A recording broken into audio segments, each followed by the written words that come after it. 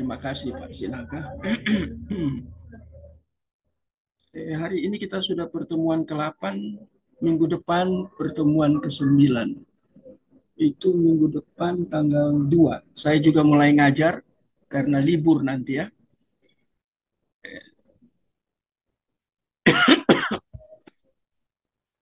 Saya buka screen dulu.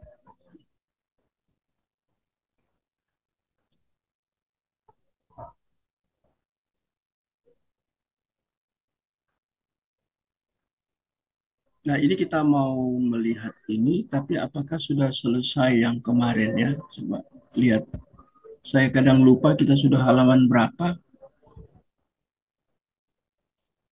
karena ini cukup luas, cukup banyak materinya. Oh, Law Covenant kan sudah.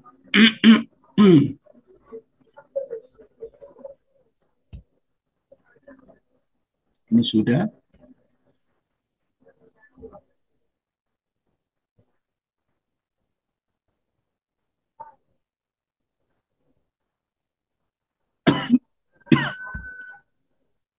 Ah, ini yang menarik. Bagian ini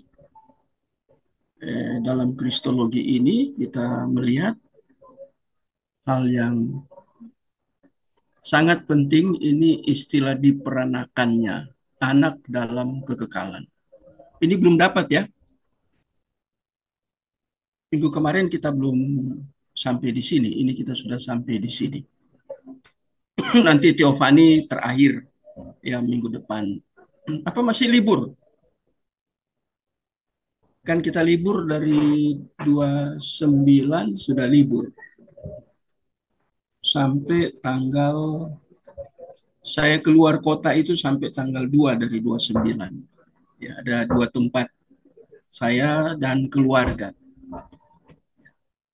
Karena keluarga masih banyak juga di seberang orang Muslim, sehingga kami mau terus membangun silaturahmi, ya hubungan tetap baik dengan mereka. Malah ada kesempatan untuk membicarakan firman Tuhan ke mereka. Ya. Ini jarang pertemuan seperti ini jarang terjadi. Jadi ini momen penting, momen khusus. Nah, sekarang kita mau lihat ini, fokus ke sini, diperanakannya anak dalam kekekalan.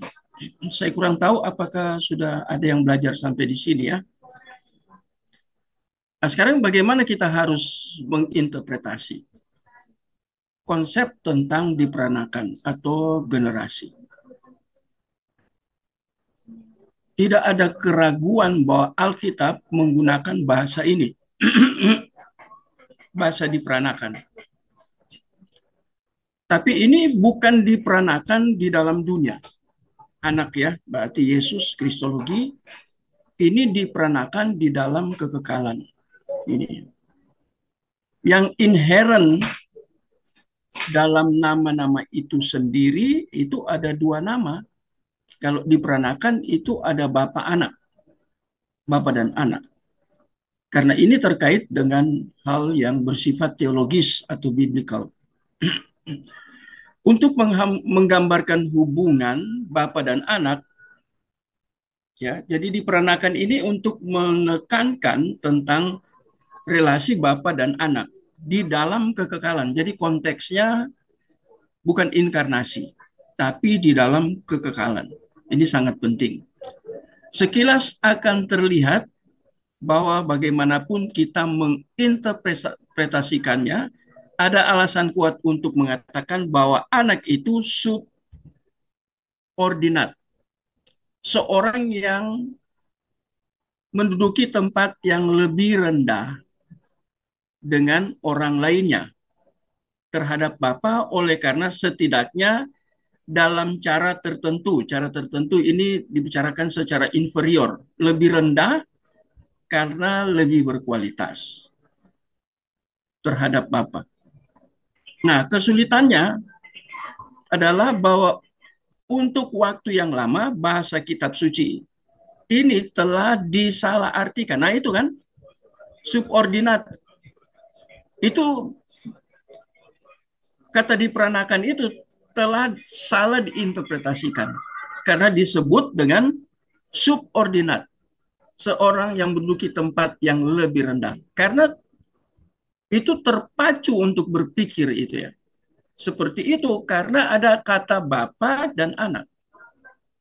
Kalau secara logis atau secara natural, secara alamiah, pasti bapa lebih dulu atau biologis, kemudian ada anak.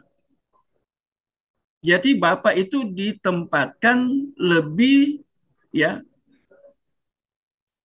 lebih superior dari anak, lebih tinggi dari anak. Padahal kita belajar Tritunggal itu konsep yang paling penting di dalam pribadi-pribadi Tritunggal yaitu konsep kesetaraan. Tidak ada yang lebih tinggi, tidak ada yang lebih rendah. Semua setara, ya. Jadi itu konsep yang baku di dalam konsep biblical tentang Tritunggal. Tapi kita kan sekarang khusus bicara tentang anak. Ini menjadi masalah yang sangat serius ya di banyak gereja. Ya. Jadi di banyak gereja bukan berarti seluruh gereja. Ya, karena masalah ini yang di awal sudah katakan interpretasi terhadap subtema ini seringkali tidak terjangkau oleh gereja atau gereja tidak membicarakan ini. Sehingga orang secara liar ya tidak terkontrol kemudian menginterpretasi dan interpretasinya itu seenaknya ya. Jadi itu masalah presuposisi. Mereka mendekati Alkitab tetapi dengan presuposisi personal secara pribadi ya. Jadi bukan berdasarkan Alkitab presuposition Alkitab tapi presuposisi pribadi-pribadi yang ada dalam gereja. Sehingga ini ada yang disebut dengan konsep subordinat. Ya, itu seseorang menduduki tempat yang lebih rendah dengan yang seorang lainnya. Ini kan ada bapak, ada anak. Ada bapak, ada anak. Anak itu dianggap lebih rendah dari bapak, ya, terhadap bapak. Oleh karena itu setidaknya ada cara tertentu ya. Itu cara tertentu itu disebut inferior. Ini inferior berbicara lebih rendah karena masalah kualitas. Berarti kualitas bapak lebih baik dari anak. Ya. Kesulitannya adalah bahwa untuk waktu yang lama, jadi di dalam sejarah bahasa kitab suci ini telah disalahartikan sebab dimasukkan di dalam kategori yang keliru. Nah, itu dua konsep itu subordinat dengan inferior. Ini masalah ya.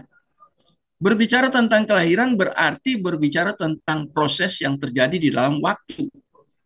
Apakah benar kalau digunakan kepada anak terkait dengan eternity? Ini nggak benar, karena ini berbicara tentang waktu, di dalam waktu. Kekekalan itu ada di luar waktu, bukan di dalam waktu. Allah itu ada di luar waktu, kita hidup di dalam waktu. Jadi dari kalimat ini kita melihat ada sesuatu yang tidak beres, ya. Karena berbicara tentang kelahiran, orang langsung terkait dengan terjadi dalam waktu. Itu manusia, itu ciptaan. Tapi ini anak dan bapak itu sama-sama pencipta. Itu sudah jelas ya. Kalau anak itu Yohanes pasal 1 ayat yang ketiga itu sudah bolak-balik dibicarakan. Jadi orang begitu melihat masalah kelahiran, orang langsung berbicara itu di dalam waktu. Padahal yang disebut dengan diperanakan kelahiran ini berbicara tentang Yesus atau Kristus di dalam kekekalan, di luar waktu, di luar sejarah. Tetapi yang terjadi di luar sejarah dalam kekekalan, kita tahu karena disingkapkan. Ada penyataan Allah. yaitu wahyu khusus. Kalau tidak ada penyataan Allah, wah itu tambah liar cara berpikirnya. Mindsetnya yang sudah mengalami total depravity, sudah rusak total, ini akan sangat mengerikan.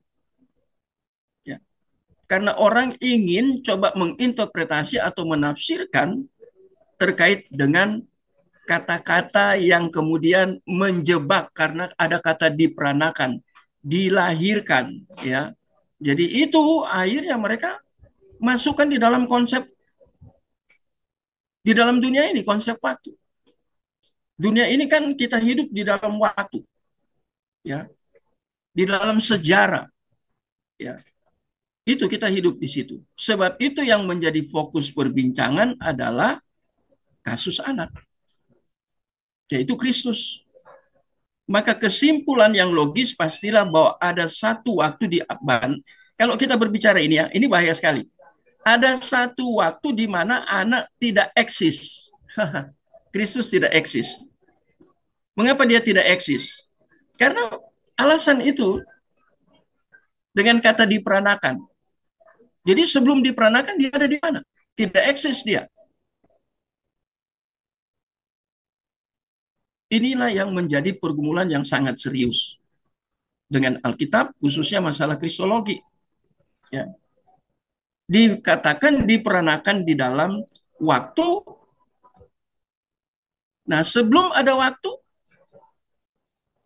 dia belum ada, belum lahir. Nah, itu konsep inkarnasi, ya. Inkarnasi terjadi dalam dunia. Jadi hati-hati kita berbicara tentang kristologi terkait dengan inkarnasi. Yesus dilahirkan dari seorang perawan dan juga ya terkait dengan diperanakan, Kristus diperanakan di dalam kekekalan. Ini kita akan terjebak dengan pikiran yang seperti ini. Jadi satu kali Kristus itu tidak eksis. Dia baru ada setelah dia diperanakan. Yang di atas itu terjadi dalam waktu ini maksudnya sebenarnya inkarnasi. Padahal kita sedang tematis kita malam hari ini, pembelajaran kita, yaitu dalam kekekalan, diperanakan dalam kekekalan. Bukan inkarnasi. Inkarnasi terjadi di dalam time, di dalam waktu, ya, di dalam dunia ini. Dan yang lebih mengerikan karena ada orang banyak terpancing dengan kata diperanakan, istilah diperanakan ini, kemudian orang tafsirkan atau menginterpretasi bahwa tadinya anak tidak ada. Hanya Bapa yang ada. Mengerikan ya. Akan tetapi jika itu benar, maka itu berarti anak bukan Allah. Sebab Allah adalah kekal. Nah, ini bantahannya ini. Jadi ini materi-materi yang saya berikan ini bisa menjadi materi untuk kita berdebat, berapologet, apalagi dengan para polemikus ya, yang meragukan tentang ketuhanan atau kealahan Yesus. Ketika mereka membaca tentang diperanakan, ya langsung berpikir natural, ya alamiah. Langsung berpikir, oh itu terjadi dalam waktu. Ini Alkitab berbeda, unik. Tidak sama dengan cara para polemikus berpikir. Kalau memang dikatakan dia diperanakan di dalam waktu, berarti dia tidak eksis. Dia bukan Allah. Allah itu selalu terkait dengan masalah kekekalan. Pasti itu. Itu kata kunci, itu kata kekal, eternity itu. Dan itu pasti Allah. Karena Yesus adalah bagian dari Tritunggal, berarti dia punya hakikat Allah. Cuman pribadinya di dalam Tritunggal berbeda satu dengan yang lain. Bapa itu pribadi, Yesus itu pribadi, Roh Kudus itu pribadi. Ya, hakikatnya sama, setara. Jadi itu ya. Yang lucu ya Pak Anton, saya membaca di grup Siber ya. Itu menarik itu yang konsep Nestorian. Kapan Tuhan ada? Apakah Tuhan Yesus itu Tuhan? Ya, Pak Anton ya, kalau nggak salah ya. saya sempat membaca itu konsep Nestorian itu berbicara tentang pribadi Yesus itu dua, bukan satu. Jadi satu itu disebut pribadi logos, satu itu pribadi inkarnasi. Padahal Yesus itu satu pribadi, di dalam satu pribadi ini memiliki dua hakikat, yaitu Allah dan manusia. Ini menjadi sesuatu yang lucu. Apalagi kalau kita dengar ya orang seperti barusan yang saya katakan ya, itu Elia Miron itu diserang habis-habisan. Ya. Tapi kita kembali ke bagian ini ya. Ini sangat menarik. Sangat menarik karena masalah interpretasi. Ya. Jadi hati-hati kita dalam interpretasi. Ya. Oke, saya teruskan. Ya, para teolog gereja mula-mula bergumul tentang kata diperanakan. Ya. Dengan dilema ini pada akhirnya memunculkan satu frasa. Ini ada agon atau agonisoma ya. Ada konflik. Konflik itu bagian dari pergumulan. Itu bahasa Yunaninya ya. Nah, itu pada akhirnya memunculkan satu frasa yang sekarang kita temukan dalam kredo gereja mula-mula. Anak diperanakan secara kekal oleh Bapa. Nah ini ya kredo di dalam gereja mula-mula. Ya, tapi itu untuk mengerti itu ada proses, yaitu prosesnya pergumulan untuk memahami ini. Dalam pengertian ini merupakan kontradiksi logis karena proses kelahiran tidak dapat terjadi di luar waktu. Itu kan pemikiran bersifat alamiah. Mana boleh proses kelahiran terjadi di luar waktu? Tapi Alkitab ini unik. Makanya Van Til katakan Alkitab ini unik dan antitesis. Dengan pemikiran para scholar di dalam berbagai macam agama yang ada di dunia ini. Jadi karena kitab mereka berbeda jauh dengan kita. Jadi kita lihat ini ya, kata diperanakan secara kekal dari Bapa. Ini kita lihat di sini, orang kemudian katakan proses kelahiran tidak dapat terjadi di luar waktu. Padahal Alkitab bilang terjadi di luar waktu. Ini kan kontradiktif. Ini tidak dapat diintegrasi. Ini karena kontra.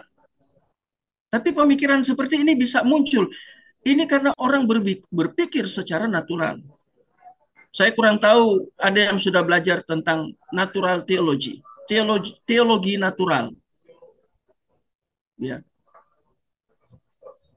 bersifat alamiah. Jadi kita lihat. Tentu saja orang Kristen mula-mula mengetahui hal tersebut. Dan maksud mereka adalah menghilangkan unsur waktu apapun dari konsep tentang diperanakan. Menjadikannya sesuatu yang berbeda dari apa yang biasa kita bayangkan tentang hal tersebut. Hal tersebut yaitu diperanakan. Ya.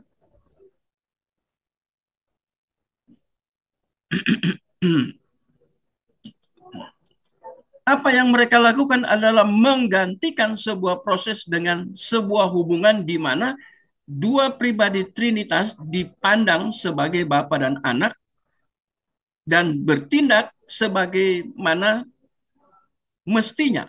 Jadi diperanakan itu sesuatu yang normatif. Itu bukan aneh. Bagi orang Kristen yang sungguh-sungguh mau belajar teologi, khususnya kristologi dalam hal ini. Itu sesuatu yang normatif.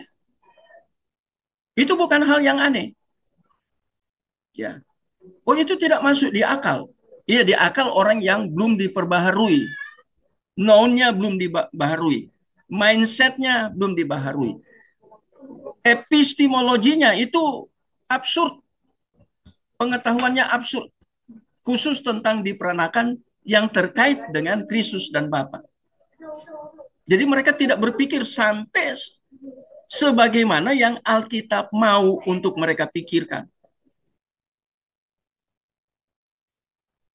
Jadi ini poin penting, ya. Jadi Allah bertindak itu dalam dalam kekekalan diperanakan ini sesuatu yang sebagaimana mestinya. Itu sesuatu yang lumrah, normal, normal, ya. Bukan sesuatu yang aneh. Hanya cara orang berpikir yang aneh, ya. Karena orang yang berpikir ini tidak menempatkan Alkitab menjadi otoritas tertinggi dan pikirannya harus tunduk kepada apa kata firman Tuhan, kebenaran absolut itu. Ini akibatnya menjadi masalah, ya. Nah, sekarang kita lihat poin kuncinya adalah bahwa mereka melakukannya secara sukarela dan bukan karena adanya struktur internal tertentu dalam Allah. Bukan masalah struktur yang mewajibkan anak tunduk kepada Bapa sebagaimana secara inherent superior terhadap anak. Bapa superior terhadap anak. Jadi anak harus tunduk. Ketika kita membicarakan ini konteksnya jangan kita tempatkan salah konteksnya. Konteksnya ini diperanakan dalam kekekalan, bukan konteks di dalam inkarnasi. Kalau di dalam inkarnasi beda lagi. Jadi ketika kita belajar kristologi, kita harus melihat apakah itu membicarakan tentang Kristus di dalam kekekalan, jadi praeksistensi. Bagaimana dia di dalam praeksistensi? Dan kemudian Kristus di dalam sejarah inkarnasi, dia masuk dalam sejarah melalui inkarnasi. Ya. Kalau waktu dia berinkarnasi, anak selalu berkata bahwa dia melakukan kehendak Bapa. Berkali-kali Yesus berbicara tentang itu karena waktu di dalam dia lahir dalam sejarah. Ya, diperanakan di dalam sejarah, bukan kekekalan. Jadi ketika kita membicarakan Kristus dilahirkan atau diperanakan, hati-hati kita, itu konsep terlalu general. Kita sedang belajar sesuatu yang sifatnya spesifik. Sekarang maksudnya dilahirkan atau diperanakan di dalam konteks apa? Terkait dengan kristologi. Apakah itu konteksnya itu di dalam eternity atau itu di dalam incarnate? Ekeinos teologi, mengosongkan diri itu. Ya. Kalau kita tidak sentuh itu, maka kita lihat, ya, mereka menggunakan struktur internal di dalam dua, hubungan di dalam dua pribadi dalam Tritunggal itu Bapa dan Anak ini, kemudian dikatakan Allah yang mewajibkan, Allah itu Bapa, yang mewajibkan anak tunduk kepada Bapa. Sebagaimana secara inherent superior terhadap anak. Bapa itu superior terhadap anak. Dia lebih tinggi, lebih besar. Nah, bagaimana dengan kalau Yesus berinkarnasi? Dia berdoa di Taman Getsemani, ya. Kalau boleh cawan ini lalu. Ya. Dia sebagai anak dalam posisi incarnate. Tapi dia tidak titik di situ koma. Ya. Jadilah kehendakmu. Kehendakmu di situ konteksnya Bapa. Dia lagi berdoa kepada Bapa. Mana boleh konteks itu Allah berdoa kepada Allah. Nggak ada Allah berdoa kepada Allah di Taman Getsemani. Anak di dalam posisi sedang berinkarnasi, sedang berelasi dengan Allah. Jadi faktor kemanusiaannya, manusia yang harus berdoa kepada Allah. Bukan Allah berdoa kepada Allah. Kan ini konteksnya berdoa dan dia serahkan. Ya. Kalau boleh cawan ini lalu, tetapi jadilah kehendakmu. Artinya kehendak Bapa. Dia menundukkan dirinya kepada Bapa. Nah, di situ terlihat Bapa superior. Ya, menarik ini bagian ini ya, jarang dibicarakan. Pentingnya menyatakan ini dilihat dari kenyataan beberapa orang telah mendorong bahasa tentang diperanakan yang digunakan untuk mendeskripsikan, menggambarkan anak sampai ke titik untuk menyatakan siapa ibu surgawinya. Lihat, akhirnya muncul pemikiran baru ya. Karena berpikir secara natural ya, terkait dengan kristologi, terkait dengan Tritunggal ya. Akhirnya dicari, kalau ada bapak pasti ada ibu. Tapi ini kembali subtemanya ini secara spesifik, ini kan anak dilahirkan di dalam kekekalan, eternity. Itu menjadi tekanan utama. Jadi kok lebih kacau lagi ini ya, interpretasinya. Ini bahaya sekali. Jadi siapa ibu sorgawinya?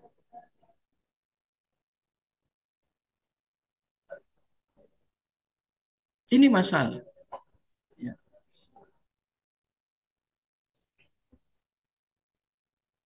Ini bukan hal yang mudah. Dan bagian ini jarang sekali dibicarakan, jarang sekali dipikirkan. Ya, memang ada sesuatu yang ya saya mungkin katakan ini agak keras ya, ekstrim ya. Memang orang-orang di dalam reform itu pikirannya dibangun benar-benar, tidak sembarang berpikir. Untuk sola scriptura, hanya dengan Alkitab. Jadi itu penting sekali ya. Lihat ini hal yang sangat-sangat penting, tetapi keliru diinterpretasikan ya. Karena terpancing dengan kata diperanakan, mereka tanya sekarang ibu sorgawinya bagaimana?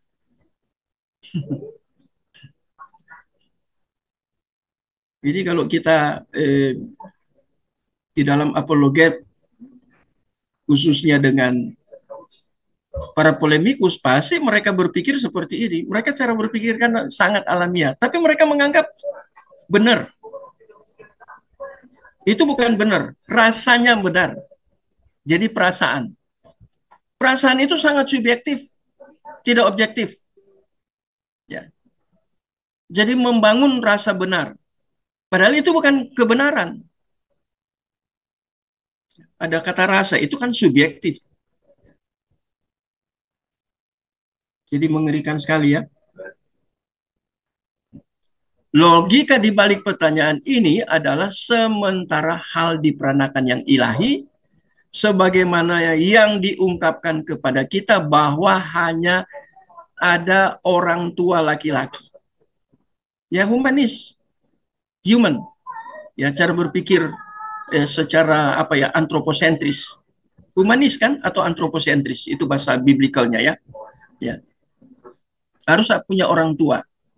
Ya, orang tua laki-laki. Jika diperanakan adalah analogi yang benar, lanjut argumen itu, maka harus ada seorang ibu. Pakai analoginya salah. Ya. Setidaknya beberapa orang yang berpikir seperti ini telah melangkah menyimpulkan bahwa ibu ini, ini tambah gila lagi, tambah sinting. Ini distorsi, benar-benar distorsi. Ya, akhirnya menyimpulkan bahwa ibu ini, ibu dari Yesus di dalam kekekalan, pastilah Roh Kudus. Kan Tritunggal. Pastilah Roh Kudus. Sebuah teori yang didukung dengan dasar pemikiran bahwa kata roh itu berbentuk feminim.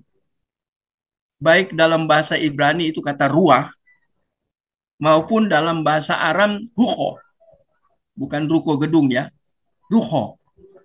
Bahkan di zaman modern, argumen ini telah terlihat masuk akal bagi sebagian orang yang telah berupaya menjadi prinsip feminim dalam kealahan. Ya, jadi kita lihat ini ya, terlepas dari diperanakannya anak. Ya. Jadi mereka lihat itu dari bahasa Ibrani ya, kata ruah itu ya. Nah, tapi kok coba kita cek ya. Sekarang ya, sayangnya bagi mereka kata roh berbentuk netral dalam bahasa Yunani, pneuma, dan maskulin dalam bahasa Latin, spiritus ya. yang mengingatkan kita bahwa bentuk gender dalam gramatika tidak banyak berhubungan dengan jenis kelamin. Itu jenis ya, kurang salah ketik, jenis kelamin. Jadi kita lihat ini, ya bahaya sekali orang menggunakan Alkitab, termasuk di dalamnya orang Kristen, menjadi heresi. Saya sangat khawatir bahwa mereka tidak mengalami apa yang disebut potiso. Ya, saya nanti mengajar di eksegese itu tentang cara eksegese Agustinus. Agustinus itu dari Hippo, itu membicarakan tentang pentingnya iluminasi di dalam eksegesis. Ya, ada bagian itu ya. Rida yang sedang belajar tentang itu, tapi kita pembelajaran itu belum sampai di situ, tapi akan sampai di situ, materinya sudah lewat dari situ. Ya, yang sudah saya siapkan. Jadi kita lihat di sini cara berpikir manusia yang sudah berdosa itu rusak. Bagaimana mereka menginterpretasi, menafsirkan tentang tulisan Alkitab itu, grafe itu dengan pola itu, pola presuposisi yang benar-benar antroposentris. Ini sudah bukan masalah hanya kalau ada seorang ibu dan ibu itu kemudian dimengerti sebagai Roh Kudus. Dikatakan ibu ini pastilah Roh Kudus. Dan kemudian mereka coba untuk berdalih, mereka katakan kalau roh itu berbentuk feminim dalam bahasa Ibrani, ruah itu. Dalam bahasa Aram juga itu. Bahkan di zaman modern, argumen ini terlihat masuk akal. Akal yang mana? Akal orang yang belum dibaharui. Orang yang tidak mengalami apa yang disebut dengan illumination, potiso. Ya. Mereka belajar Alkitab, tapi ketika menafsirkan, Roh Kudus tidak menguasai mereka.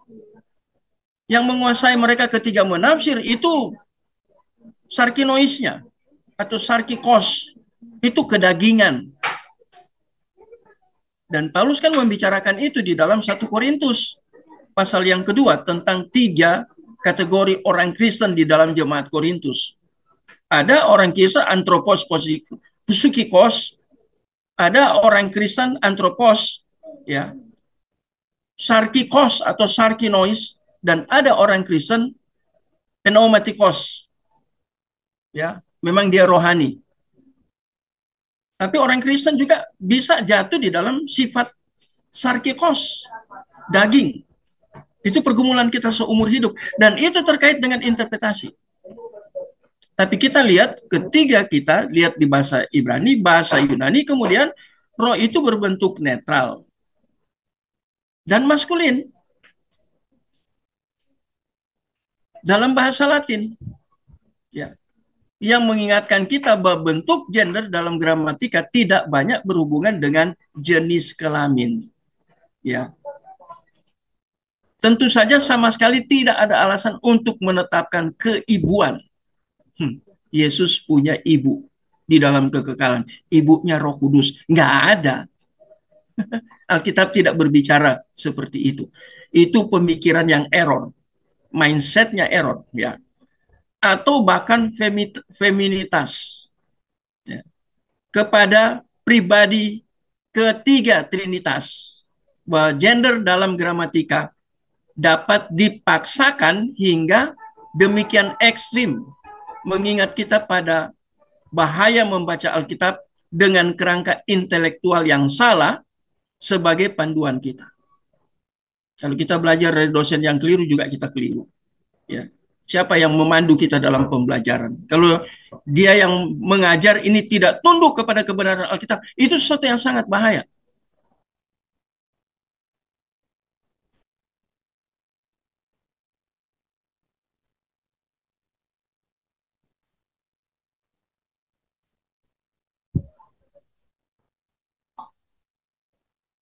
Ini mana hal yang menarik atau tidak, Bapak? Menarik, Pak. Ya. Baru pertama kali dengar Pak Moses. Terima kasih buat pembelajarannya. Saya Bukan karena saya hebat, saya belajar. Banyak baca buku. Dan buku referensi yang saya baca harus terpilih. Sehingga saya menemukan hal-hal ini dalam referensi-referensi itu. Para scholar atau para pakar dalam bidang teologi, apalagi teologi sistematika atau teologi biblical, itu mereka sudah membahas hal ini. Cuman kita jarang dengar. Di gereja aja ketika dikatakan Yesus itu lahir. Yesus itu diperanakan. Itu nggak jelas. Ya, ini berbicara tentang Yesus diperanakan di dalam kekekalan atau Yesus berinkarnasi masuk dalam sejarah. Itu nggak jelas. Bagi kita yang makin hari makin belajar, kita bisa membedakan apa yang dimaksud oleh Alkitab ketika berbicara Kristus lahir atau diperanakan oleh Bapa. Kita langsung ngerti, langsung connect, langsung tahu. Ya, jadi kita lihat ini ya, kok bisa ya Roh Kudus itu ibu? Karena lihat dari gendernya ya, bentuknya itu gender. Kalau di bahasa Yunani kan itu bagian dari kata sandang ya, yang belajar bahasa Yunani. Makanya saya desak itu yang saya ajar di dalam eksposisi, eksegesis Perjanjian Lama. Harus kembali ke manuskrip. Bukan berarti buang itu yang terjemahan, ya, bukan buang, tapi harus kembali ke manuskrip. Itu kemarin saya mengajar semester berapa ya? Itu kata love itu tidak ada tentang kasih itu. Itu tidak ada itu di PL ya tentang tamar itu ya. Tapi ketika saya cek di dalam manuskrip itu ada. Di dalam terjemahan bahasa Indonesia nggak ada itu LAI. Baik yang lama maupun yang baru tidak ada. Peristiwa tamar itu loh yang diperkosa itu. Ya. Itu kata love hilang. Makanya saya sering bilang kembali ke manuskrip. Mau gunakan manuskrip juga kan kita harus hati-hati kalau kita sudah sampai ke tahap belajar kritik teks. Itu kan nggak gampang, tidak mudah. Kita mau kumpulkan referensi kritik teks itu, teks-teks manuskrip, itu juga di Indonesia kan sangat amat terbatas. Saya kalau cari buku-buku yang berkualitas, saya pergi ke Momentum. Kalau tidak ada di situ, saya minta supaya mereka mengarahkan saya untuk beli di umpamanya di Amerika. Ya, penulisnya di Amerika, ada toko buku di Amerika karena Momentum kan kebanyakan orientasinya ke sana. Ya, atau di Belanda lah, atau di Jerman. Nah, mereka kan orientasi. Tolong cari buku judulnya ini. Ya. Jadi supaya kita tidak terjebak dalam pemikiran-pemikiran orang yang sebenarnya kalau saya gunakan meminjam apa yang dikatakan oleh Thomas Aquinas, itu tokonya dari Katolik, itu dia menggunakan istilah sintesis, mencampurkan antara cara berpikir apa?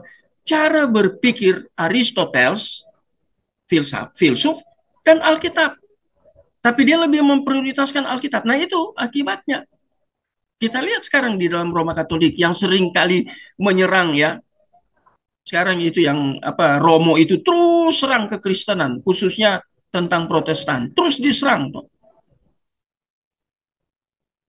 Saya lihat YouTube-nya Pak Deki itu tentang apa itu ya. Katanya Roma Katolik tidak ada skisma. Loh, saya ngajar di S2, nanti besok saya ngajar S2 tentang Roma Katolik mengalami skisma. Ya, tokoh-tokohnya saya jelaskan tahun berapa dia muncul, ya. Kemudian dia berbeda dengan tokoh yang paling diutamakan sampai hari ini di dalam Roma Katolik, yaitu Thomas Aquinas. Padahal cara berpikir dia itu lebih banyak menggunakan konsep indrawi yang dia adopsi, dia ambil dari Aristoteles. Saya sudah ngajar itu. Mengerikan ya. Nah ini cara berpikir seperti ini kan bahaya sekali yang kita belajar ini ya. Saya bandingkan dengan Roma Katolik. Ya. Jadi kita lihat di sini ya. Sekarang Mereka gunakan Roh Kudus, mereka cari gendernya Roh Kudus. Dan itu menjadi alasan untuk kemudian mereka membangun paradigma mereka, paradigm mereka itu berdasarkan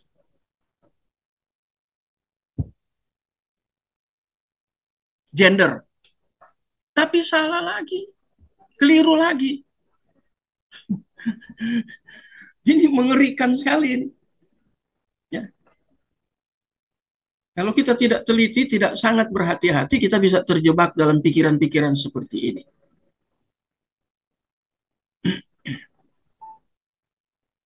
Shalom Bapak. Iya, mari, Kri. Bapak, saya boleh tanya dikit Pak ya? Ya, nggak apa-apa, potong di jalan nggak apa-apa. Bapak, gelar anak Allah itu muncul saat Yesus berinkarnasi atau sebelum Pak? Itu kan 3 pribadi. Iya Bapak. Ya. Itu karena mau menghubungkan nanti ke bawah Kri, nanti di bawah ini mengapa ada gelar itu Bapa, ada gelar anak. Iya Bapak. Anak juga di dalam Yesaya itu disebut Bapa.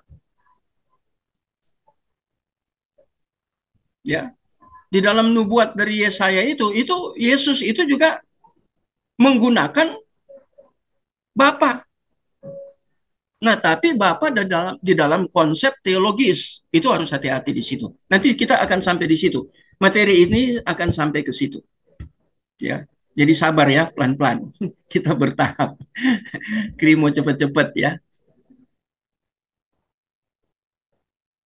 Nah, sekarang, logika di balik pertanyaan ini adalah sementara hal diperanakan yang ilahi, sebagaimana yang diungkapkan kepada kita, yang ungkapkan atau singkapkan, lebih tepat singkapkan ya, karena ini buku yang saya ini referensi ya, ya disingkapkan kepada kita. Itu penyataan kan, bukan pernyataan.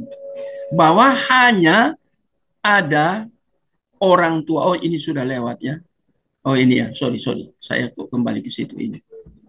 Ya, sebagaimana diungkapkan diperanakan dalam kekekalan mengingatkan kita bahwa kita tidak berurusan dengan proses diperanakan dalam Allah yang bisa ini ya, bisa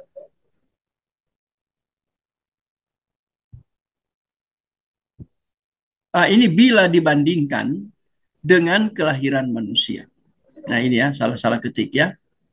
Jadi ini diperanakan dalam kekekalan, jangan kemudian disanding atau dibandingkan dengan kelahiran yang sifatnya natural manusia.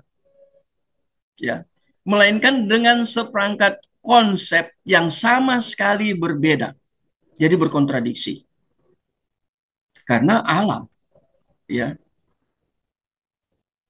kerangka kerja yang di dalamnya kita harus memahami makna yang sebenarnya dari diperanakan dalam kaitannya dengan pribadi kedua Trinitas. Dibangun dengan disiplin hukum. Jadi kita harus tinjau dari hukum. Ya, aturan. Aturan siapa? Hukum kan itu aturan. Ya. Aturan siapa? Aturan dunia bukan.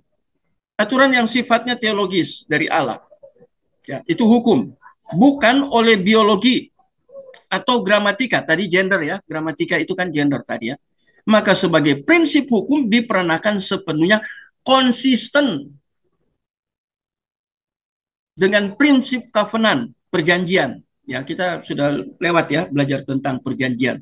Terkait dengan Kristus itu jadi kepala perjanjian. Ya, kepale atau kepala dari covenant, berit bahasa Ibraninya ya.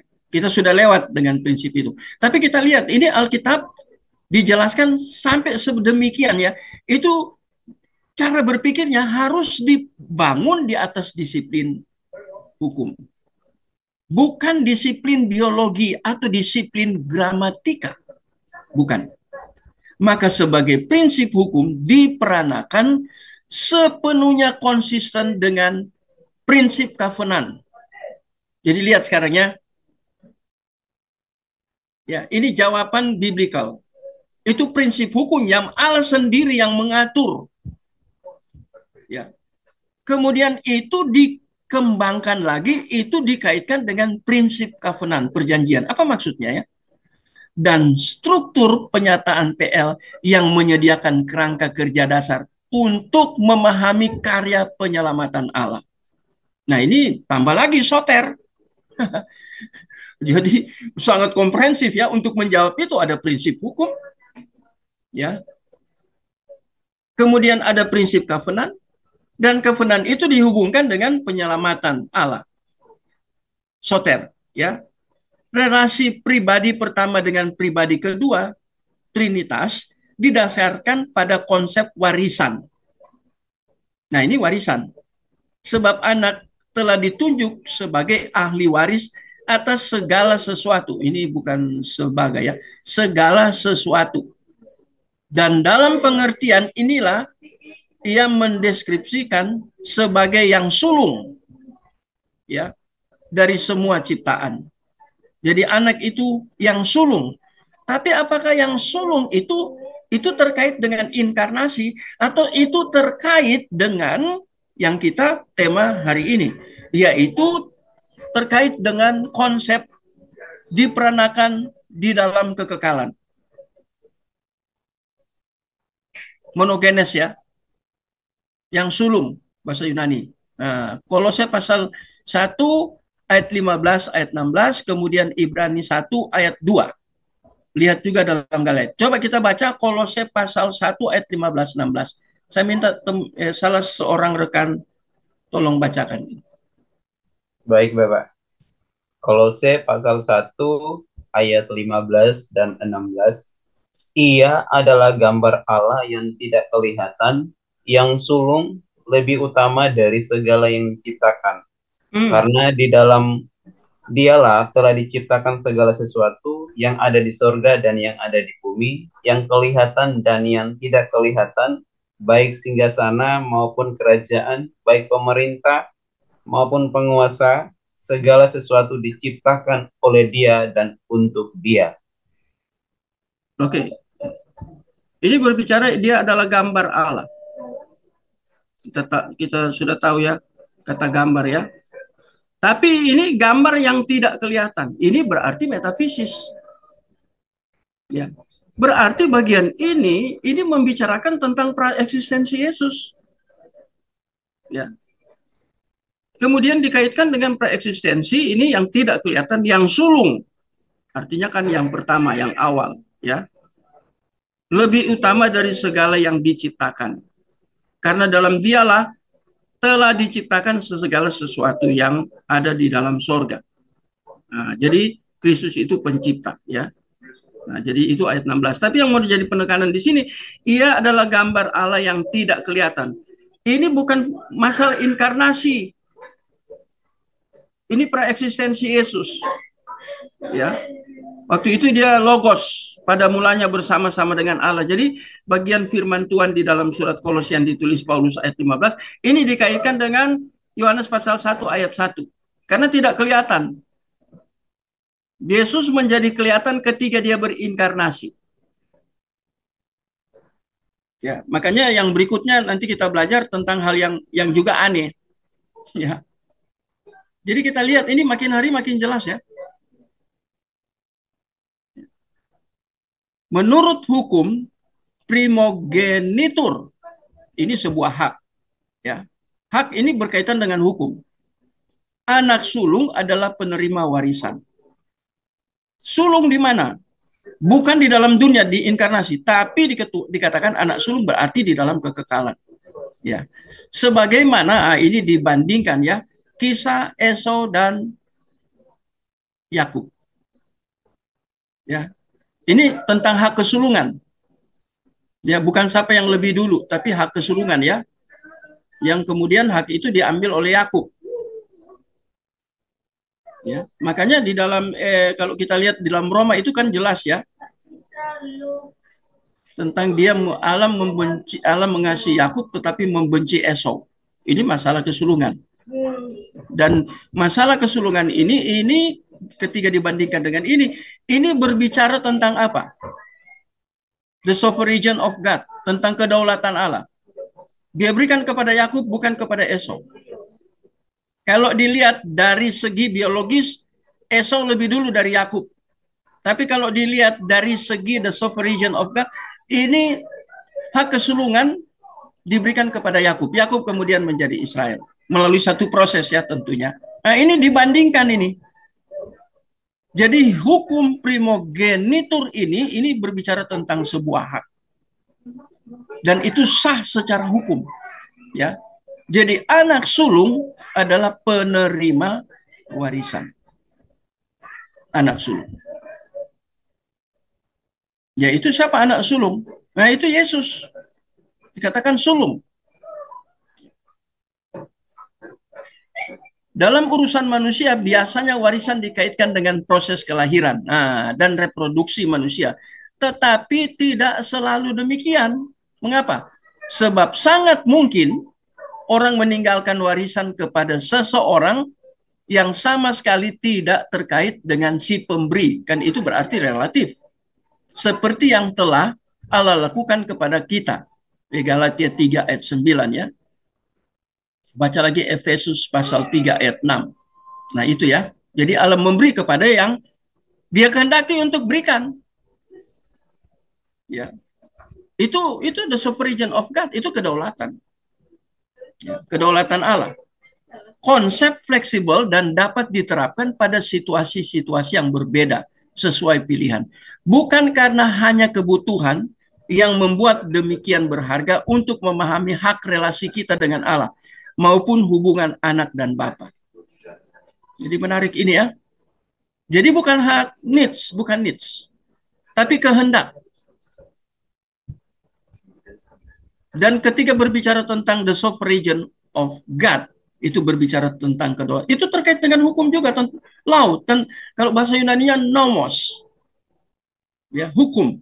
Theonomos. Ada itu ya, Sproul memunculkan istilah itu ya, theonomos, hukum Allah. Itu hukum Allah. Cara Allah. Dan itu sangat terkait dengan kedaulatan. Ya, dia yang pembuat hukum, dia harus mengatur semua yang dia ciptakan. Semua yang dia ciptakan harus tunduk kepada dia. Wah, itu menarik. Nanti kita belajar lebih dalam itu setelah kita selesai, ini kita akan masuk ke predestinate.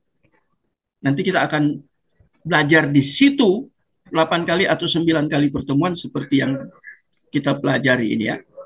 Jadi penggunaan bahasa Bapa dan Anak juga bertujuan untuk memberi penekanan pada kesatuan keberadaan. Ya, yang mendasari, yang mengikat mereka bersama dan memungkinkan bagi kita untuk mengatakan bahwa anak adalah ahli waris natural Bapa. Ya, karena dia anak. Ya. Tetapi ini berbicara tentang hukum kekekalan. Ya. Bukan berbicara tentang dia setelah dia berinkarnasi. Ini sebelum dia berinkarnasi. Jadi ini bahasa Bapa dan Anak ini bertujuan untuk memberi penekanan kepada kesatuan keberadaan. Ya, kesatuan keberadaan berarti ini berbicara tentang hakikat. Sekaligus berbicara tentang pribadi karena ada Bapa dan Anak. Artinya mengapa saya katakan hakikat? Hakikatnya kan sama-sama Allah. Bukan 3 Allah. 3 pribadi. Punya satu hakikat yaitu Allah. Ya. Ini yang membuat terikat antara Bapa dan Anak. Jadi istilah ini ya, istilah simbolis ini muncul karena mau berbicara atau menekankan tentang eksistensi keberadaan, kesatuan keberadaan. Ya. Dan itu ikatan ya. Dilihat ya. Sedangkan kita hanya ahli waris oleh karena anugerah, adopsi. Seperti ayahnya, begitulah anaknya. Adalah pepatah populer yang menyampaikan esensi hal ini dan mengingatkan kita bahwa sama seperti anak manusia berbagi natur orang tuanya, begitu juga Allah berbagi natur Bapanya. Jika ia adalah anak yang sejati. Ya. Yang memang benar-benar anak-anak yang sesungguhnya. ya. Tetapi ini dalam konsep ini kesatuan ini itu di dalam kekekalan, sejak dalam kekekalan anak dan bapa, ya, di dalam konsep pribadi dengan hakikat digabungkan dua itu ya. Ya. Karena ada dua pribadi di situ dalam Tritunggal, bapa dan anak. Tapi di atas kita lihat itu ibunya Roh Kudus. Wah, itu. Ya, jadi kita lihat di sini ya, menarik sekali pembelajaran kita malam ini ya. Jadi ingat ya, ini konsep tentang hukum. Ini konsep tentang dalam dunia hukum ada ahli waris yang punya hak paten. Ya. Dan itu hak paten ahli waris ini dalam kekekalan ini tidak berhubungan dengan manusia. Tapi juga ada ilustrasi di sini ya. Seperti ayah begitulah anaknya. Jadi ini kan konsep kesetaraan, eksistensi, keberadaan, ya. Ini penting.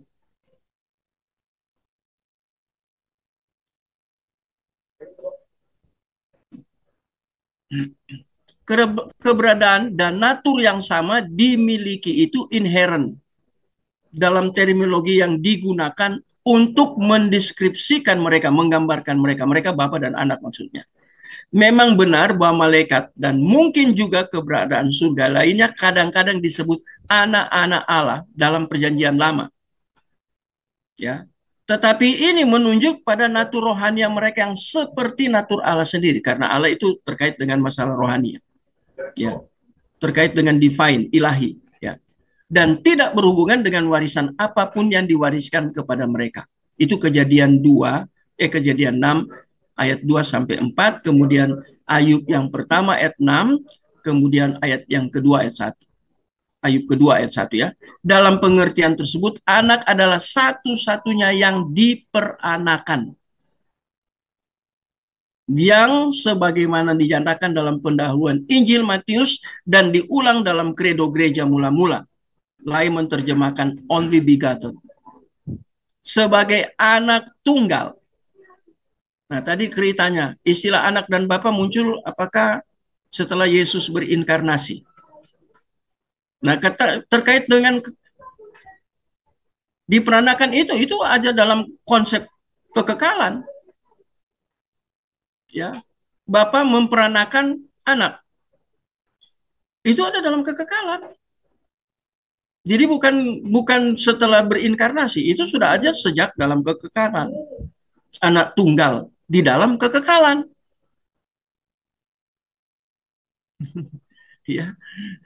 Setelah dia berinkarnasi, kemudian mendirikan gereja, kita ini disebut anak-anak Allah, termasuk malaikat sewaktu-waktu disebut anak Allah, ya, terkait dengan masalah nature atau natur rohania atau divine, ya. Karena anak Allah dia harus seperti Allah. Kehidupannya sebelum ada dosa, ya. Di dalam kekekalan tidak. Apakah di dalam kekekalan malaikat itu memberontak dalam kekekalan Satan itu ya, satanik. Ya, Satan bahasa aslinya Yunani ya. Yang sifatnya adjektif itu disebut diabolos ya, atau iblis. Jadi Satan itu yang artinya musuh itu dia punya sifat. Sifat itu diabolos itu. Itu terjadi pemberontakan di mana? Halo? Sudah belajar tentang angelologi, teologi tentang malaikat? Belum, Bapak, saya belum belajar. Oh, belum belajar. Teman lain sudah kira-kira?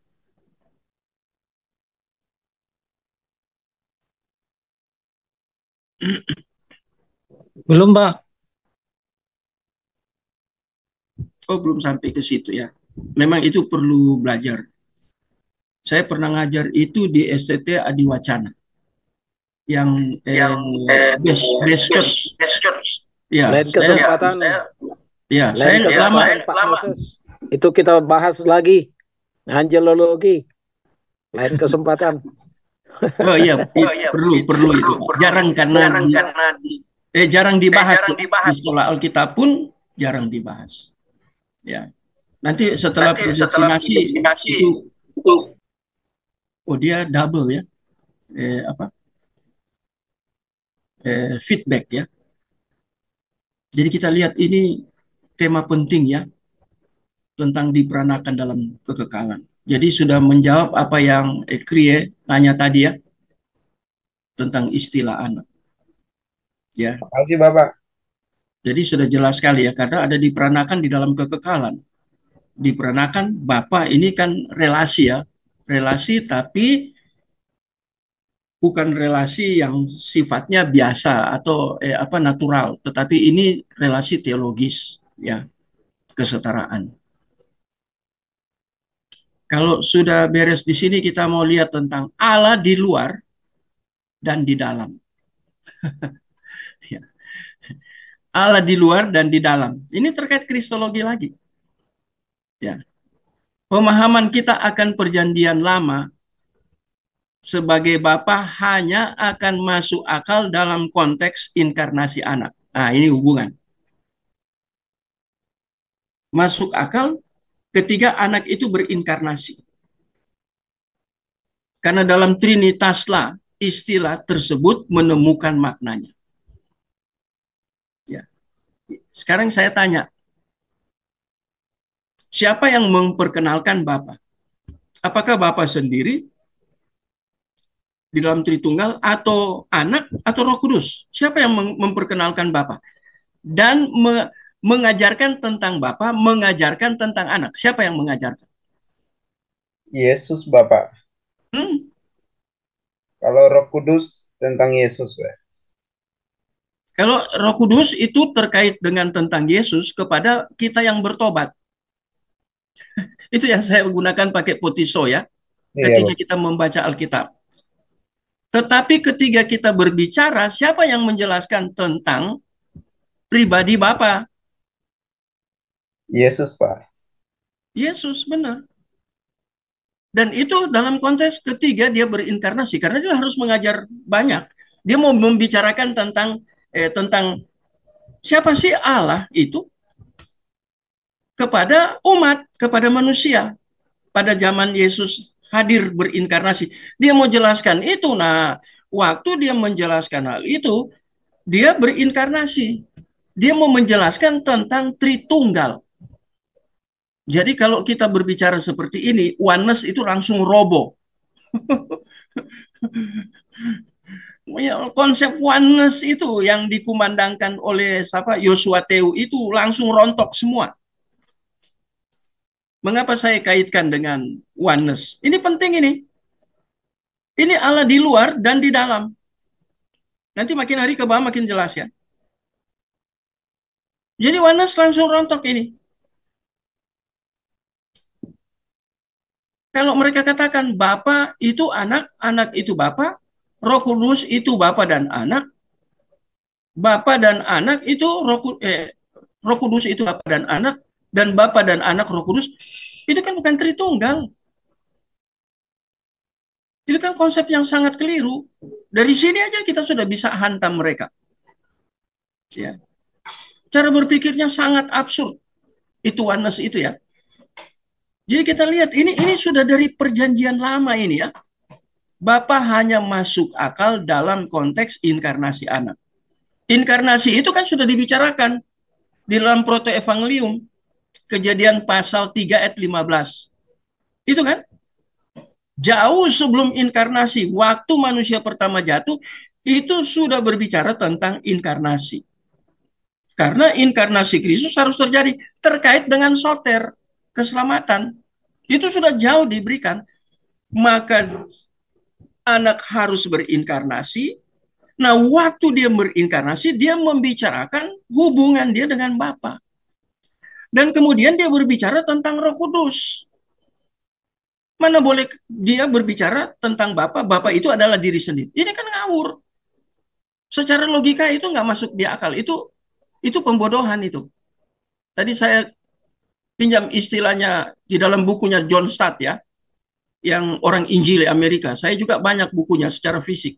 Saya baca ya. John Stott berkata orang-orang yang seperti itu idiotes dalam bahasa Yunani. Idiotes itu artinya bodoh.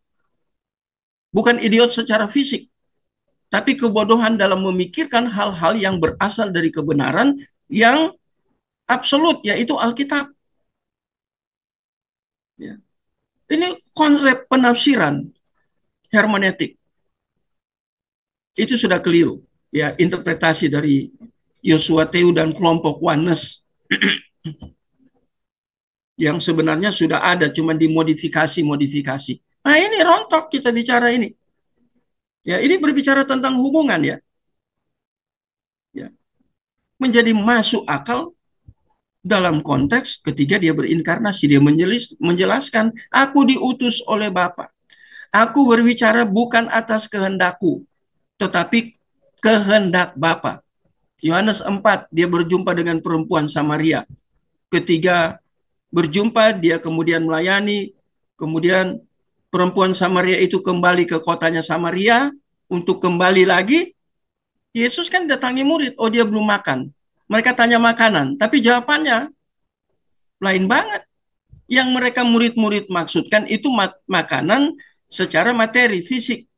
Yesus menjawab makanan rohani. Makananku ialah melakukan kehendak Dia yang mengutus aku. Sampai finishing game. Itu kedatangan Yesus pertama ya kan, bukan kedua. Sampai game. Kapan itu game? Nah itu nyangkut salib. Kematian Dia. Dia harus mati. Itu dia katakan makananku. Melakukan kehendak Dia. Nah, ini dia bicara tentang Bapa. Kapan? Berinkarnasi. Ya. Apa yang aku katakan bukan datang dari diriku sendiri, tetapi apa yang Bapa kehendaki. Oh, banyak kalau kita lihat, apalagi di Injil Yohanes ya. Kalau kita belajar kristologi, harus belajar kuasai Injil Yohanes. Karena kristologi di Injil Yohanes lengkap. Mengapa lengkap? Karena dia mulai dari praeksistensi pada mulanya. Ya, sebelum dia berinkarnasi ya. Logos itu. Kemudian Logos itu berinkarnasi. Yohanes 1 ayat 14. Tapi kalau di 3 Injil sinoptik lain. Itu mulai dari inkarnasi. Ini keunggulan tapi bukan keunggulan, itu untuk saling memperlengkapi. Ya. Para penulis itu menulis 3 Injil sinoptik dengan penulis yang berbeda, mereka semua menulis tentang Yesus yang berinkarnasi. Tapi Injil Yohanes itu mulai praeksistensi Yesus. Berarti itu berbicara tentang Dia hanya punya hakikat Allah. Belum berinkarnasi, belum hakikat manusia. Sebelum Dia ya egeneto menjadi manusia, Dia itu Allah, Logos. Dia pencipta. Itu jelas sekali dalam Injil Yohanes. Jadi Injil Yohanes mulai dari praeksistensi. 3 Injil sinoptik mulai dari Yesus berinkarnasi, ya. Ya.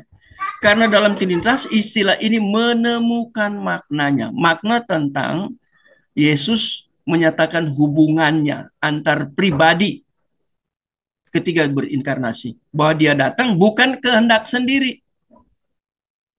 Dia mati di atas kayu salib karena Dia diutus oleh Bapaknya. Ini status kerendahan ya. Di dalam Berkhof itu Louis ya betul Louis Louis Berkhof ya, itu dia menulis itu tentang konsep praeksistensi dan kemudian ketika dia berinkarnasi ya. Di sini kita bisa menemukan makna teologisnya, artinya tanpa anak tidak akan ada Bapa. Nah kalau Bapa itu anak dan anak itu Bapa, ini sama sekali itu heresi. Kita harus doakan itu supaya Yosua Teu bertobat. Ya. Ketika anak dalam inkarnasi dia menerangkan tentang Bapa, kalau kita tambah dengan Roh Kudus, dia juga yang menjelaskan siapa Roh Kudus. Itu seorang penolong yang lain, Parakletos yang lain. Ketika dia membicarakan itu ada kata yang lain di situ. Artinya dia berbeda dengan Roh Kudus.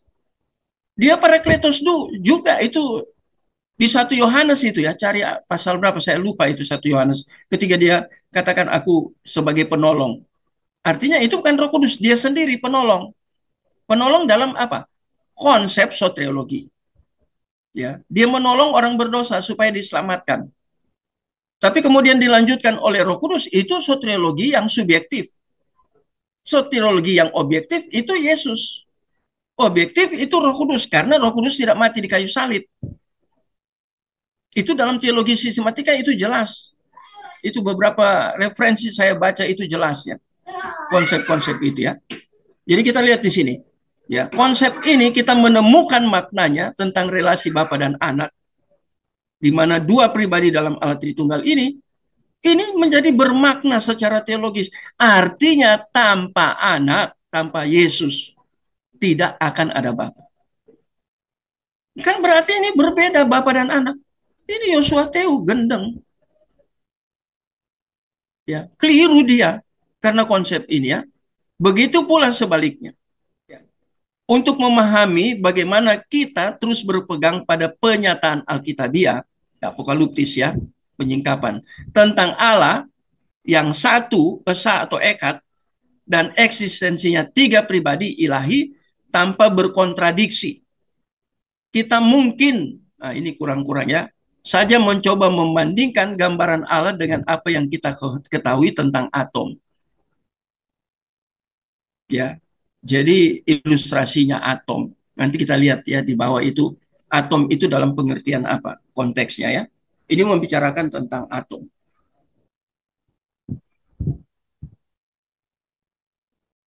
Apa itu maksudnya atom? Atom tidak dapat direduksi, dipotong, atau dihilangkan.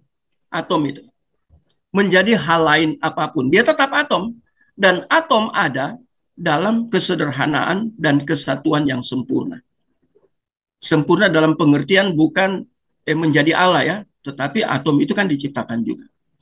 Orang-orang Yahudi memahami Allah kurang lebih seperti itu. Ya, mereka melihat dia dari luar, bukan dari dalam, dari luar. Mereka menggunakan ilustrasi yaitu atom. Orang Yahudi berarti ini masa PL maksudnya. Ia di dalam, ia diam di tengah-tengah mereka. Ya, tetapi ketika ia diam di tengah-tengah mereka, ini bicarakan tentang hakikat dari Tritunggal itu, diam di tengah-tengah mereka. Dia hadir. Kehadirannya nanti kata diam di tengah-tengah mereka di dalam pengertian apa? Itu dalam beberapa pengertian. Dia hadir di tengah-tengah umat di dalam PL itu, kehadirannya itu lewat apa? Ada yang tahu? Tiang awan, tiang api? Dia hadir di semak belukar. Itu apa? Teofani.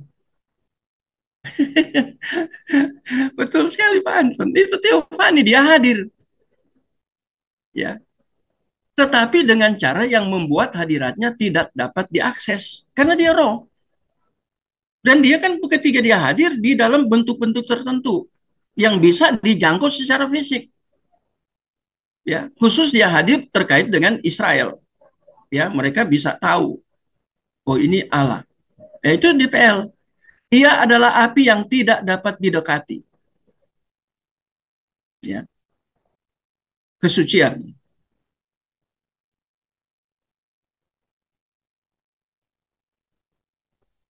Ya, ia adalah api yang tidak dapat didekati. Awan yang dapat dilihat tetapi tidak dapat didefinisikan. Tiang awan, tiang api itu, ya, ia melekatkan namanya pada tabut perjanjian. Ini kehadiran kekudusan ya, sehingga tidak boleh dijama. Karena kekudusannya mematikan yang menjama tanpa izin. Ini nanti kan kita tahu ya, ya, sehingga tidak boleh dijama karena kekudusannya mematikan. Yang menjama tanpa izin, betapapun dia punya moral atau baik, ya, akan dihukum dengan berat sama seperti yang dialami oleh Usa.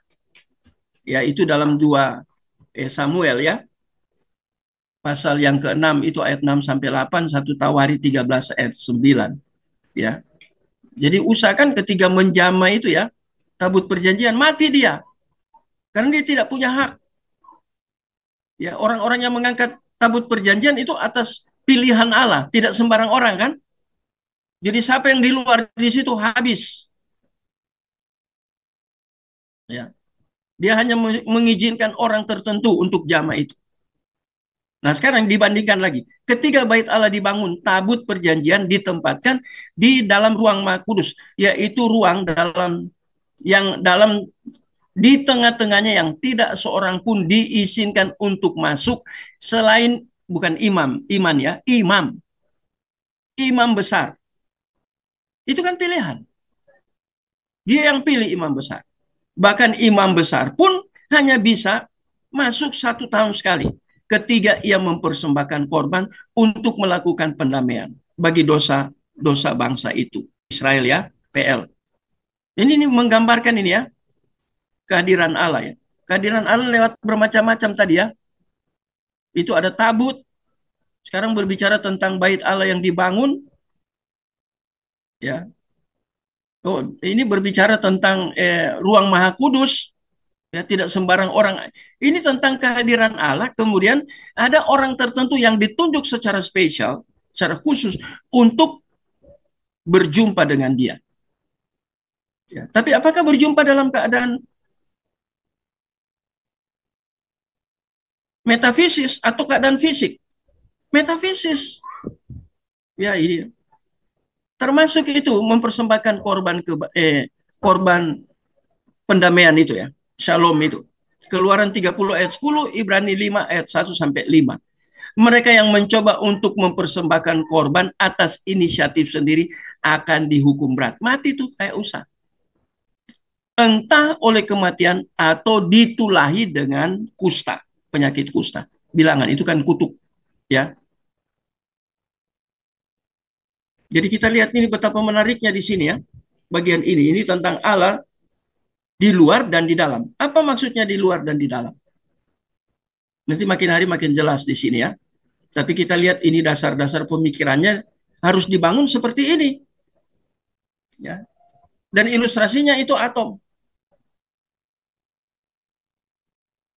Kemudian kehadiran dia ilustrasinya ya. Mereka melihat dari luar. Ya, hanya dari luar, belum dari dalam. Kapan dari dalam? Nanti di bawah dijelaskan.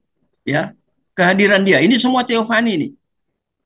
Teofani kehadiran. Termasuk kehadiran dia di dalam tabut itu. Dia kudus itu tabut itu ya.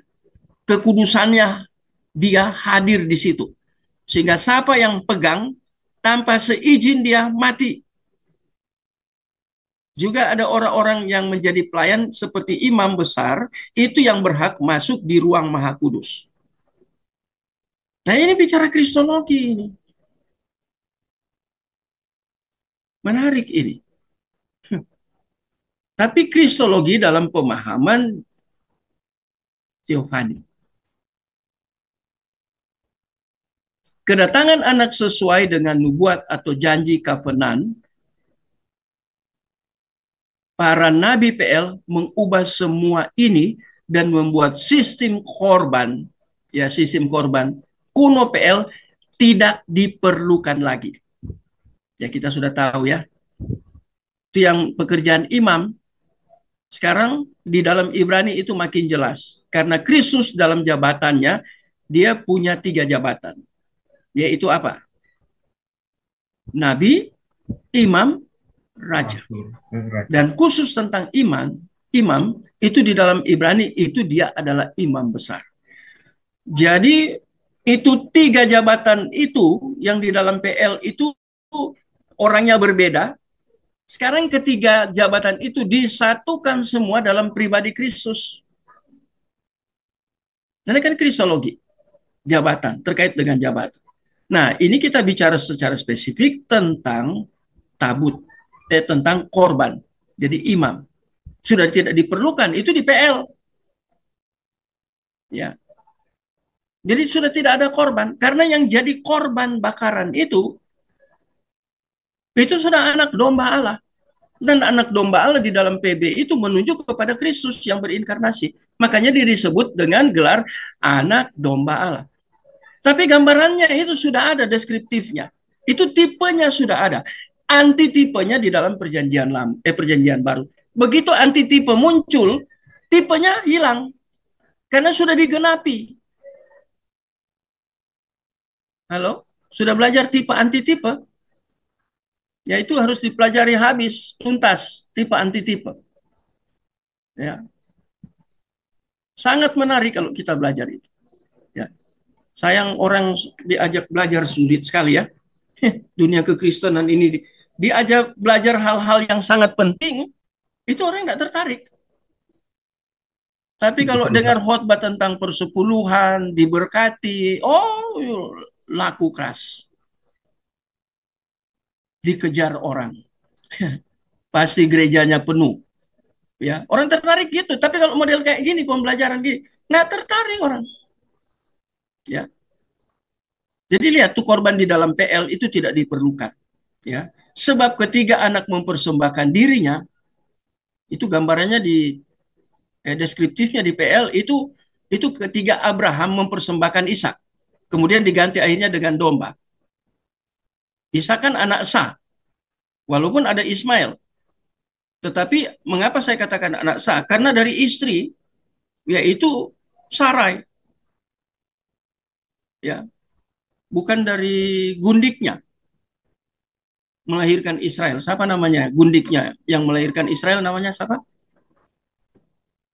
Ada yang ingat? Hagar. Hagar. Hagar. Betul. Jadi ini gambaran ini ya. Jadi sudah ada deskriptif tentang pengorbanan Kristus atau terkait dengan soter, ini sudah ada. Ya. Yesus sehingga disebut anak domba Allah. Ya. Jadi gambarannya ada ya. Menjadi korban untuk salom. Damai ya. Di atas kayu salib. Nah, ini salah satu kata di atas kayu salib itu pelajari Mazmur 22 ayat 1 dan 2 terkait dengan salah satu perkataan Yesus di atas kayu salib. Ada 7 perkataan ya. Salah satu itu. Dan Mazmur 22 ayat 1 dan 2 saya sudah jadikan ini tulisan jurnal. Nanti April ini muncul jurnal itu tepat ketiga hari Jumat Agung dan Paskah. Ya. Jadi saya sudah selesai tulis. Saya nanti bersama Pak Cucun dengan Profesor Helmut Bunu, ya seorang profesor. Nah, tapi saya lihat secara exegetical tentang Eli lama sabaktani itu terkait dengan Mazmur 22 ayat 1 dan 2. Itu berbicara tentang Mazmur Daud. Coba baca Mazmur Daud. Mazmur 22 ayat 1 dan 2. Tolong baca. Mazmur pasal 22 ayat 1 dan 2. 1 sampai 2. Untuk pemimpin biduan menurut lagu Rusa di Kalang Fajar, Mazmur Daud. Allahku, Allahku, mengapa engkau meninggalkan aku? Aku berseru, tetapi engkau tetap jauh dan tidak menolong aku. Allahku, aku berseru-seru pada waktu siang, tetapi engkau tidak menjawab. Dan pada waktu malam, tetapi tidak juga aku tenang. Jadi Yesus ketika berbicara itu di atas kayu salib, itu deskriptifnya sudah ada dalam PL. Yang Mazmur 22 itu. Kan jadi menarik kalau kita belajar seperti ini.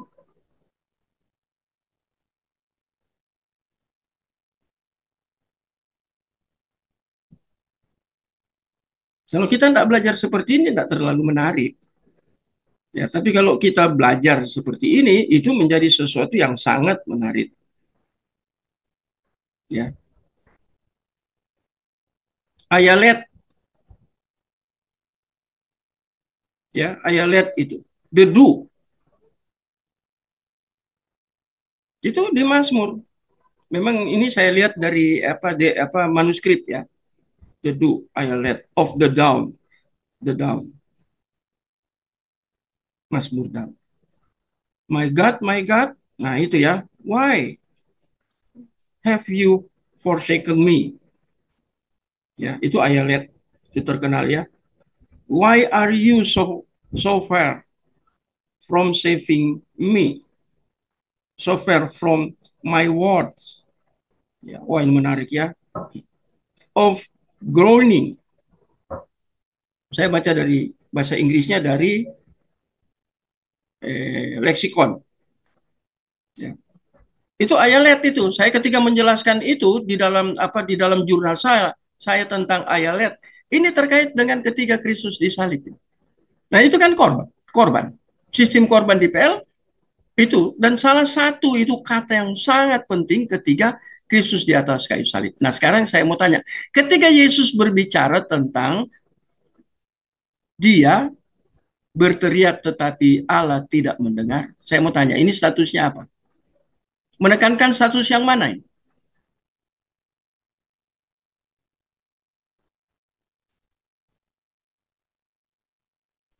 Anak kekekalan, Pak.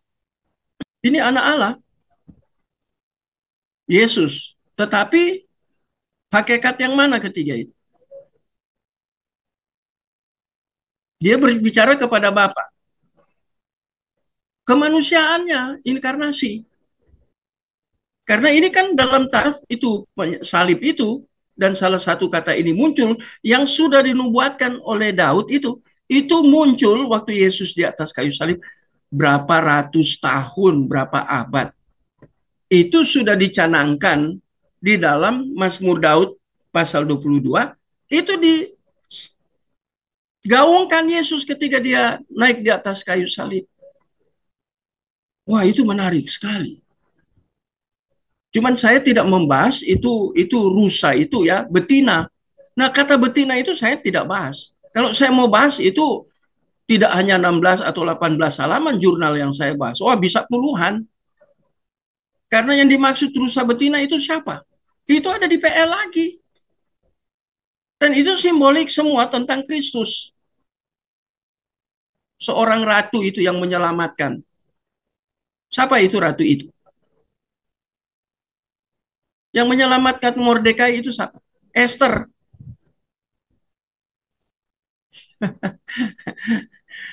Menarik itu.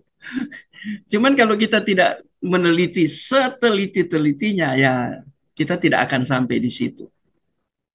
Ya, memang kita harus, hamba Tuhan itu senang dengan firman, tapi bukan hanya senang saja. Harus bergumul. Bergumul maksudnya terkait dengan kita mau cari tahu apa maksudnya bagian ini sih. Kenapa disebut rusa betina? Nggak rusa jantan aja. Mengapa feminin? Itu menarik. Itu harus dibahas tersendiri yang seperti ini ya. Hanya satu kata itu bisa bisa jadi jurnal ya. Bisa beberapa jurnal ya. Untuk sambung jurnal 1 dengan jurnal 2. Ya, tekan tentang rusa betina yang dimaksud oleh Daud itu siapa maksudnya? Kok rusa betina dihubungkan dengan perkataan yang Yesus gaungkan ketika dia ada di atas kayu salib. Eli, Eli lama sabachthani. Itu bahasa Ibrani. Eloi, Eloi. Nah, itu Eloi, Eloi itu bahasa Aramaik. Itu menarik. Itu harus dipelajari di dalam ya. Jadi kita lihat di sini. Untuk shalom kepentingannya. Ya. Terkait dengan salah satu perkataan Yesus di atas kayu salib. Tirai bait Allah yang memisahkan ruang. Jadi ini ketika Yesus di atas kayu salib ya. Kalau yang spesifik, yang Eloi Eloi yang saya hubungkan dengan Mazmur 22 ayat 1-2. Sekarang, tirai bait Allah, ruang yang maha kudus dengan umat robek menjadi dua. Itu Matius 25 ayat 27 ayat 51. Rasul Paulus berkata bahwa dalam Kristus pembatas yang telah ditempatkan dalam bait Allah untuk menjaga orang-orang agar berada pada jarak yang sepatutnya dari Allah yang telah dihilangkan. Dihilangkan itu baca Galatia 3 ayat 20. Ya. Nah, ini PL ini. Rasul Paulus bicara tentang PL. Ada kristologi di situ. Karena terkait dengan sinagog. Sinagog itu kan kepunyaan orang-orang mulai dari perjanjian lama. Bukan Kristen. Tapi Paulus bicara dengan Kristen karena terkait dengan Kristus. Kalau di atas itu terbelah, itu bait Allah, ya, itu ada ruang, ya, ruang Maha Kudus yang imam hanya masuk 1 tahun 1 kali itu. Nah itu robek. Itu membicarakan tentang apa? Dan Paulus sambung, itu kristologi. Menuju kepada Kristus itu. Karena Kristus ada di atas kayu salib pada peristiwa itu. Tapi itu dikaitkan dengan sinagog. Bukan gereja. Waktu itu istilah eklesia belum ada. Dulu itu sinagog. Berarti kan berhubungan dengan Yahudi. Ya. Yahudi kan punya upacara-upacara seperti itu. Tetapi setelah Kristus datang itu hilang semua. Tidak melalui imam lagi.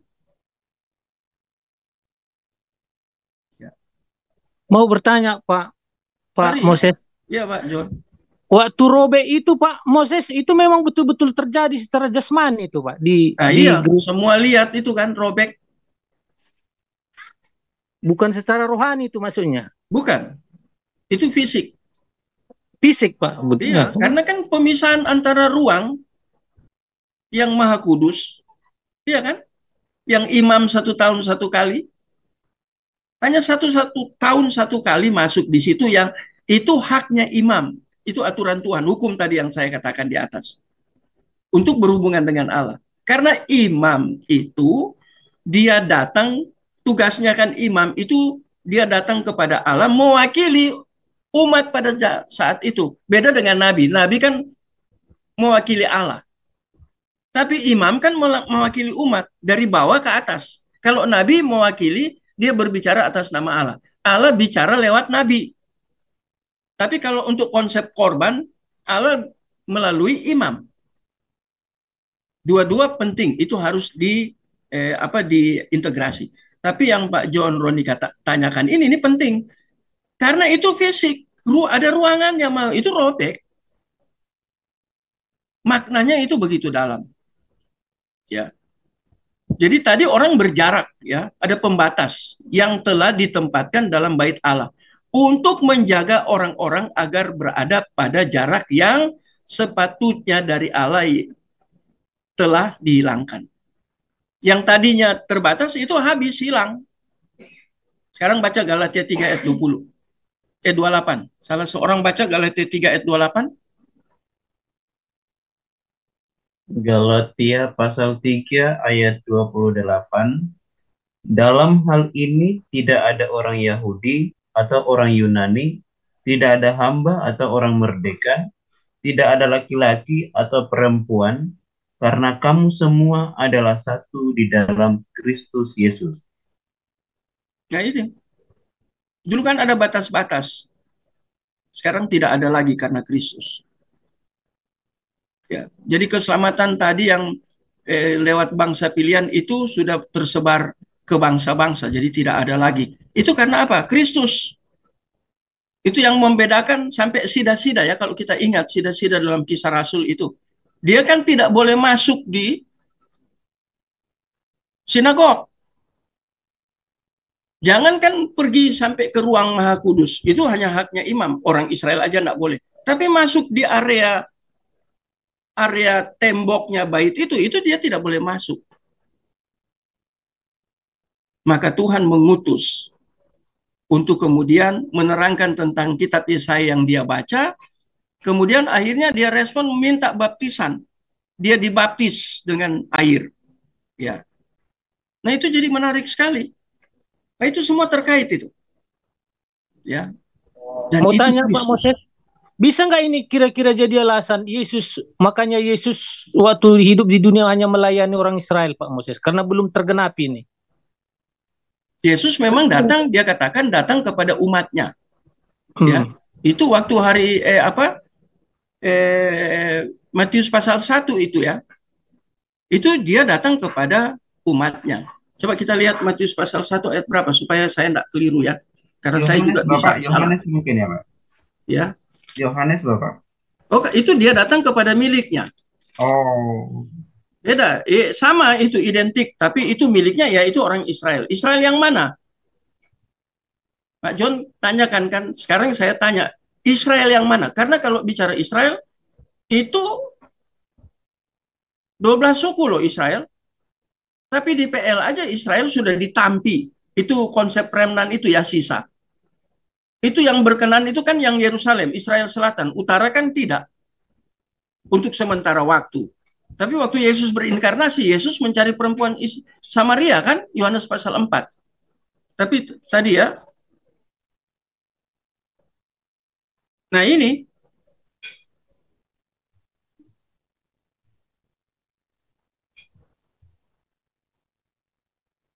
nah coba lihat Matius 1 ayat 23.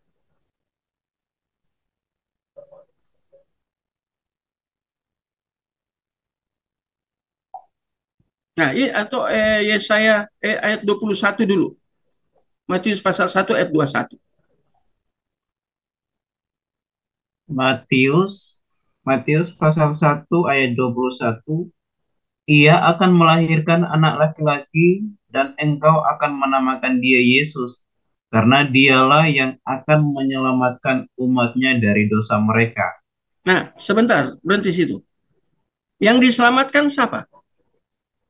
Umatnya. Konteks itu siapa umatnya? Ya Israel itu, belum ada Kristen. Belum ada gereja kok. Waktu Yesus berinkarnasi kan belum ada eklesia, belum ada eklesia. Jadi hati-hati ya kita menafsirkan, jangan digeneralisasi selalu ya. Lihat konteksnya. Ya, ini kan malaikat yang katakan, bukan yang ngomong. Ini bukan Maria atau bukan Yusuf, bukan malaikat loh. Lagi bicara kepada Yusuf. Nanti bicara kepada malaikat temui Maria itu kan di dalam Injil Lukas, bukan di dalam Injil Matius. Matius itu kepada Yusuf. Menarik sekali ya. Jadi ia datang kepada umatnya. Siapa sih umatnya pada waktu itu? Itu yang di sinagog itu. Jadi Israel Selatan. Nah, yang tadi Kriya katakan itu Yohanes 1 ayat berapa? Ayat 11 apa 11 ya. Ia datang kepada miliknya tetapi mereka menolak dia. Nah, itu waktu dia berinkarnasi, datang juga kan? Ini kan kelahiran, datang juga melalui proses kelahiran. Inkarnasi kan dia harus jadi sama dengan manusia. Benar-benar manusia, harus melalui proses kelahiran. Itu hakikat kemanusiaan Kristus. Nah, kalau orang mereka yang dari kelompok apa oneness katakan Yesus itu Bapa, Bapa itu Yesus. Memangnya Bapa pernah berinkarnasi? Itu ngawur mereka itu. Memangnya Roh Kudus pernah berinkarnasi menjadi manusia? Keliru. Mau buat argumen model apapun mereka tetap heresi. Heresi is heresi. Nggak bisa kita bela mereka. Udah keliru dibela. Jadi dia datang kepada umatnya dalam konteks ini ya. Jadi ini yang menarik. Makanya saya katakan tadi ya, kan contohnya sida-sida tapi saya kembangkan itu. Supaya lebih luas, tapi punya dasar biblikal yang kuat. Tidak asal ngomong.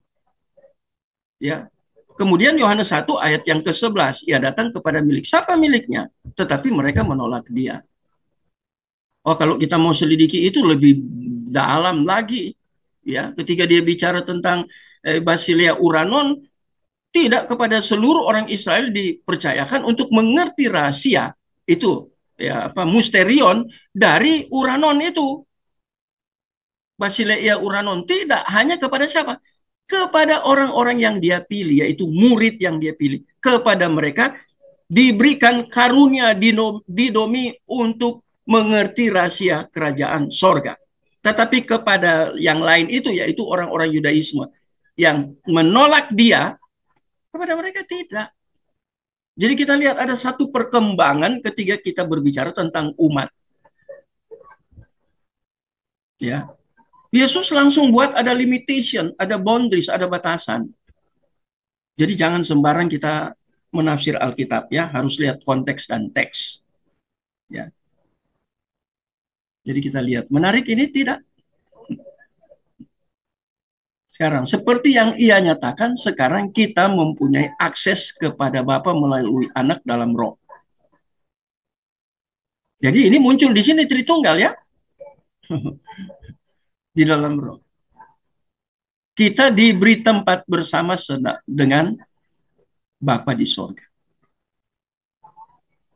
Ya, hal ini bukan sekedar retorika.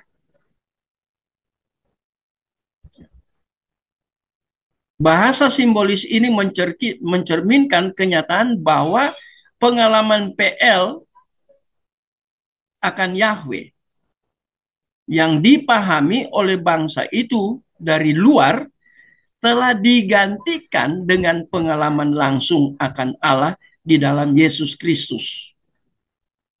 Didudukan bersama Dia di sorga. Di surga berarti bahwa kita telah diintegrasikan.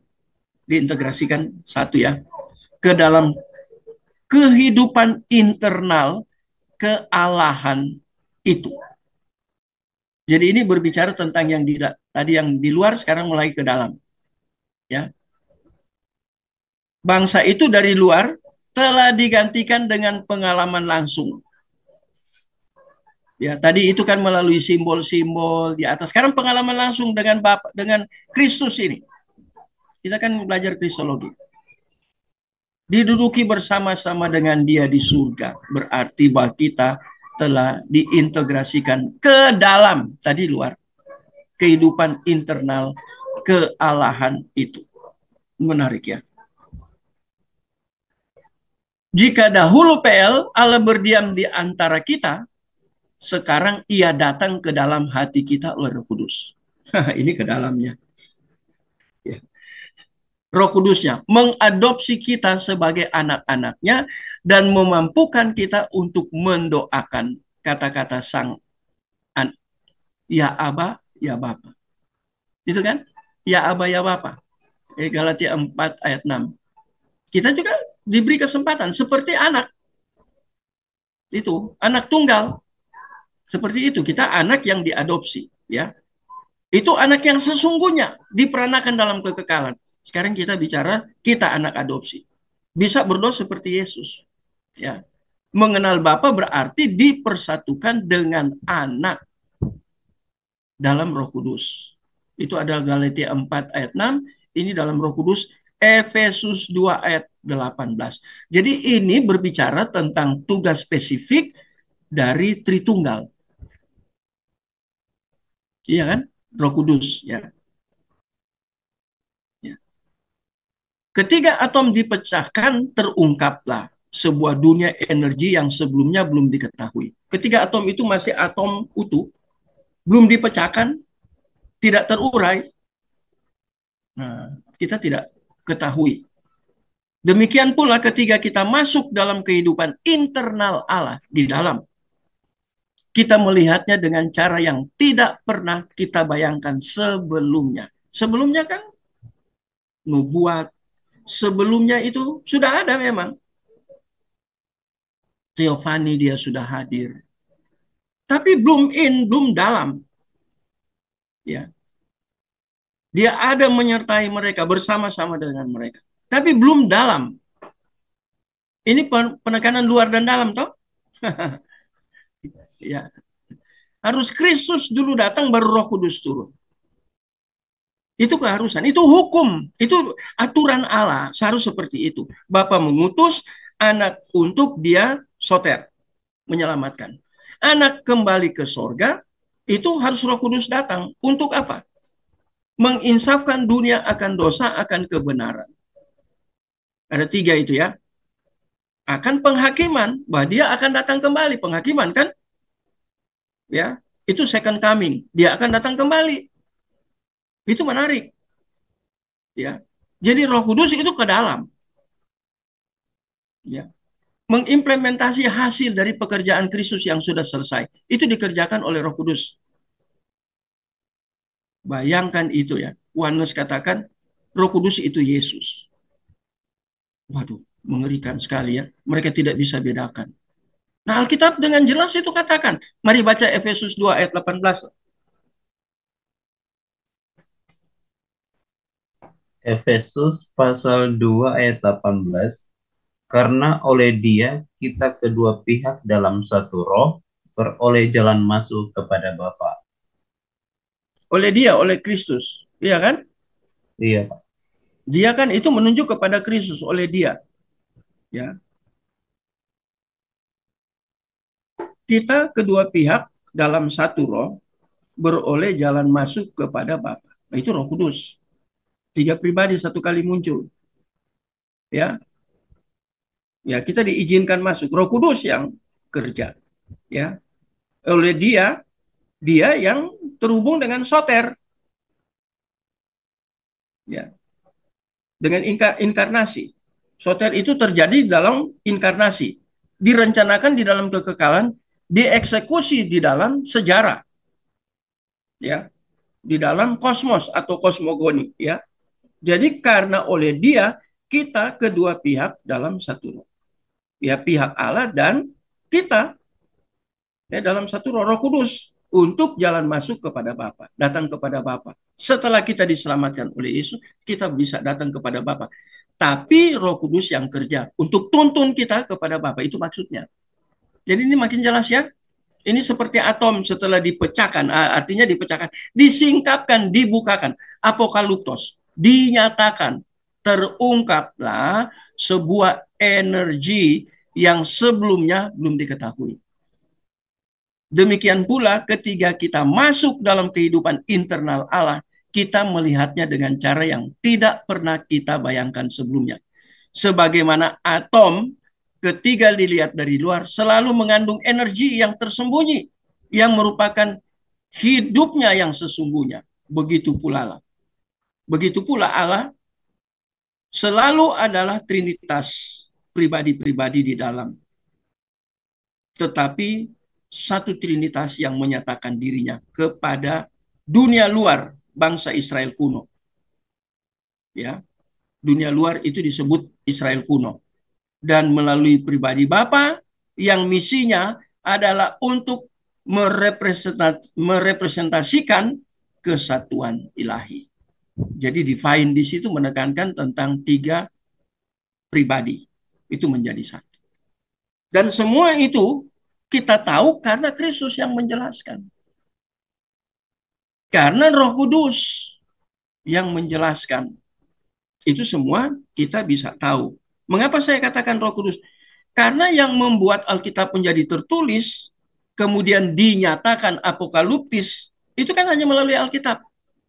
Kalau Roh Kudus tidak datang seperti Yesus katakan, Roh Kudus akan datang ketika aku naik. Yohanes 14, dia harus datang. Dia datang untuk menjelaskan tentang Kristus melalui siapa? Tentang Bapa, melalui tulisan. Tapi waktu Yesus datang berinkarnasi, itu dia melalui apa yang dia katakan. Ya, firman yang dia katakan. Ya. Tapi Roh Kudus kemudian menuliskan itu semua, peristiwa itu ditulis dan jadilah Alkitab. Kanon. Ya. Jadi makin jelas ya. Di luar di dalam ini ya. Ini menarik yang seringkali tidak terbahas. Ya. Mau tanya Pak Moses, Iya, mari. kan anak tadi Pak Moses setelah berinkarnasi dia berfungsi berguna untuk melakukan penebusan kan gitu Pak Moses. Betul. Tapi anak dalam kekekalan itu berfungsi sebagai apa gitu? Ya, Apa sebagai bedanya? Allah. Sebagai Allah, dia menciptakan. Kalau terhubung dengan ciptaan. Dia menciptakan, Yohanes 1 ayat 3 itu jelas kan? Atau bacalah, Pak, tolong baca Yohanes 1 ayat 3 supaya enggak gambling gitu ya. Tidak ragu, Yohanes 1 ayat yang ketiga. Nah, itu kan menjawab pertanyaan Bapak kan harus biblical. Jadi tolong baca Yohanes 1 ayat 3. Fungsinya anak itu ya. Sama dengan Bapak karena konsep kesetaraan sama-sama Allah berarti sama-sama pencipta. Yohanes 1 ayat 3. Mari Pak Demikian baca. firman Tuhan, segala sesuatu dijadikan oleh Dia dan tanpa Dia tidak ada suatu pun yang telah jadi dari segala yang telah dijadikan. Demikian Ayat firman 4. Tuhan. Terus Ayat ayat 4. 4. Dalam dia ada hidup, dan hidup itu adalah terang manusia. Nah, itu di dalam ayat 4 itu bicara hal lain loh. Dalam dia ada hidup. Loh, yang lain apa? Kenapa dia bicara hidup lagi? Kalau hanya dari terjemahan ini nggak jelas hidup yang mana. Kata hidup di sini yang muncul soe, bukan bios. Ini jadi menarik toh. Jadi kata bios itu terkait dengan Yesus datang memberi hidup. Itu terkait dengan Yohanes 10 ayat 10b. Ya, aku datang untuk memberi hidup. Memberi hidup kepada orang yang masih hidup, tapi mati dia. Di dalam dia ada hidup, dan hidup itu terang. Terang itu artinya kan masalah soter. Tadi manusia hidup dalam gelap. Gelap itu kan simbol dari dosa. Metafora dari dosa. Terang itu berbicara tentang kehidupan yang diselamatkan, mengalami terang. Itu di dalam Yesus. Dan di atas ayat yang ketiga itu jelas dia menciptakan. Dia datang kepada umat, ada teofani di situ. Ah, ini kan menarik. Jadi itu jawabannya, Pak John Ron. Ya. Ada yang mau tanya?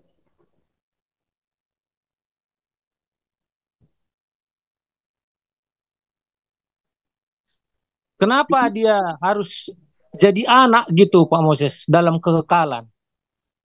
Nah, itu Apa? tadi saya katakan kan di atas kan itu hukum Allah. Theonomos itu. Saya pinjam bahasanya Sproul, R.C. Sproul. Itu theonomos. Itu hukumnya seperti itu karena terkait dengan Tritunggal. Dia ada di posisi kedua, posisi tengah di dalam Tritunggal. Kalau kita lihat dari aspek manusia kan, dan memang itu jelas ya. Dia kedua. Yang ketiga itu Roh Kudus. Ya, Bapa, Anak, dan Roh Kudus. Itu sudah ada dalam sejak kekekalan. Itu dia dilihat di dalam Kejadian pasal 1 ya, ayat 1 sampai 3 lah. Ya. Itu sangat jelas. Jadi harus ada seperti itu. Itu memang sudah nomosnya Allah. Ya, itu kalau digunakan istilah dalam teologi itu theonomos, hukum Allah. Jadi Allah yang mengatur itu. Dan terkait dengan hukum, itu kan berbicara tentang orang yang berwewenang. Ya, dia yang buat hukum. Mengapa dia buat hukum? Karena dia pencipta. Dia harus atur semua ciptaan, ditata sedemikian rupa. Termasuk di dalam kekekalan, itu harus seperti itu. Itu anak. Anak dilahirkan di dalam kekekalan. Itu tadi krietanya ya. Apakah disebut anak ketika dia berinkarnasi? Ya, dia diperanakan dalam kekekalan. Kalau diperanakan berarti anak. Karena di situ ada Bapa. Itu menarik. Diperanakan berarti bukan diciptakan, Bapak ya? Bukan. Kalau kata diciptakan itu harus lihat teks aslinya. Ya. Yesus diciptakan. Nah, itu konsep dari saksi Yehova. Yesus itu diciptakan. Tidak, dia diperanakan. Nah, jadi hati-hati dengan hal seperti itu. Tapi kebanyakan para polemikus baca itu ditelan mentah-mentah. Karena mereka tidak sampai ke manuskrip. Ya, mereka hanya baca terjemahan atau dalam bahasa Inggris. Ya, bahasa Inggris juga terjemahan. Tapi ketika kita tiba di manuskrip, baru itu menjadi terang benderang. Jadi manuskrip itu menjadi standar. Ayat pendukungnya dia diperanakan secara kekekalan ada, Pak Moses. Tadi belum saya ada. sudah tunjukkan tadi. Yang perjanjian baru ya kan, yang Kolose tadi, anak sulung. Iya, anak sulung. Itu diperanakan dalam kekekalan. Kalau Bapak sudah belajar bahasa Yunani, itu bentuknya, bentuk waktunya itu apa? Diperanakan dalam. Itu aurits. Dipilih sebelum dunia dijadikan. Itu aurits juga. Sebelum, berarti dalam kekekalan. Dunia belum ada kok, sudah dipilih. Manusia belum diciptakan, sudah dipilih. Itu nanti saya masuk di predestinasi. Setelah ini kan kita belajar predestinasi. Satu kali pertemuan lagi baru kita masuk situ. Itu konsep yang wah jadi ribut sekali. Alakan kejam seperti itu. Wah, ada single predestinasi, ada double predestinasi. Yang mana yang Alkitabiah? Orang aja sudah kok tolak konsep predestinasi, tapi orang tidak belajar apakah di predestinasi single predestinasi atau double predestinate. Orang tidak belajar sampai ke situ, tidak mau mendalami itu. Tapi orang-orang yang mau belajar itu kebanyakan dicari manuskripnya. Kalau bisa juga ya, kalau tidak terlalu kuat bahasa Yunaninya di word study itu. Ya, semua terjemahan, beberapa terjemahan dikumpul baru word study. Sebenarnya kalau buku mau word study, saya bilang mau beli referensinya, beli Strong Concordance yang besar tebal itu. Itu ada itu di Kejadian pasal 1 ayat 1 di King James dengan New King James dengan New American Standard dengan NIV dan terjemahan-terjemahan lain dalam Alkitab bahasa Inggris, Bible English itu kelihatan berbeda-beda isinya. Pasalnya sama, ayatnya sama. Mana di antara semua itu yang benar ketika terjadi perbedaan? Itu menarik. Itu namanya word study. Tapi belajar seperti itu kan capek. Banyak orang nggak mau capek. Dalam pekerjaan Tuhan nggak mau capek. Belajar seperti itu kan nggak dilihat orang di belakang layar. Kalau orang tampil naik mimbar, itu kan dilihat banyak orang. Tapi kalau kita belajar sendiri, baca buku, kemudian kita menemukan setelah kita menganalisis, eksegesis, menggali Alkitab itu. Bukan memasukkan eisegesis. Itu pekerjaan yang nggak orang lihat. Sehingga kita kurang dihargai. Seperti saya siapkan materi-materi seperti ini. Ini kan bukan bahan gampangan. Saya tidak tampil di depan umum, terbatas sekali. Anda orang yang mau belajar. Atau saya ngajar dalam batasan. Tapi yang tampil di depan, wah bisa ratusan, ribuan orang datang dengar dia. Apalagi retorikanya menarik. Ya, ilmu pidatonya menarik. Stylenya dia ketika dia di atas mimbar menarik. Matanya, tangannya, kepalanya, gayanya, ya itu style ya. Itu kan gejala psikologi. Ya, itu bukan kuantitas, daya tarik bukan kuantitas. Perlu juga enggak apa-apa disertai itu, tapi itu minor bukan mayor. Yang mayor itu kita menjelaskan model-model kayak gini. Itu mayor, itu esensial. Bukan hal teknis, sangat esensial, penting. Ya. Dan itu semua terjadi di belakang layar. Ya, jadi bapak-bapak enggak tahu saya baca buku berapa banyak, menyusun ini dalam berapa banyak, waktunya berapa lama. Itu kan buat peras tenaga, sita waktu, ya pikiran, ya. Sehingga karena saya ngajar juga ya, ini pagi sore saya ngajar. Wah, itu ya, otak saya termasuk capek. Jadi harus pinter-pinter untuk cari waktu untuk refreshing. Makanya libur 29 sampai tanggal 2 baru saya balik Surabaya. Tanggal 2. Nanti bertemu bapak-bapak juga. Atau ada ibu, atau ada cewek sekarang ya, ada Rida.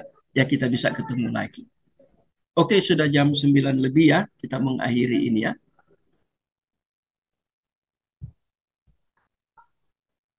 Oke.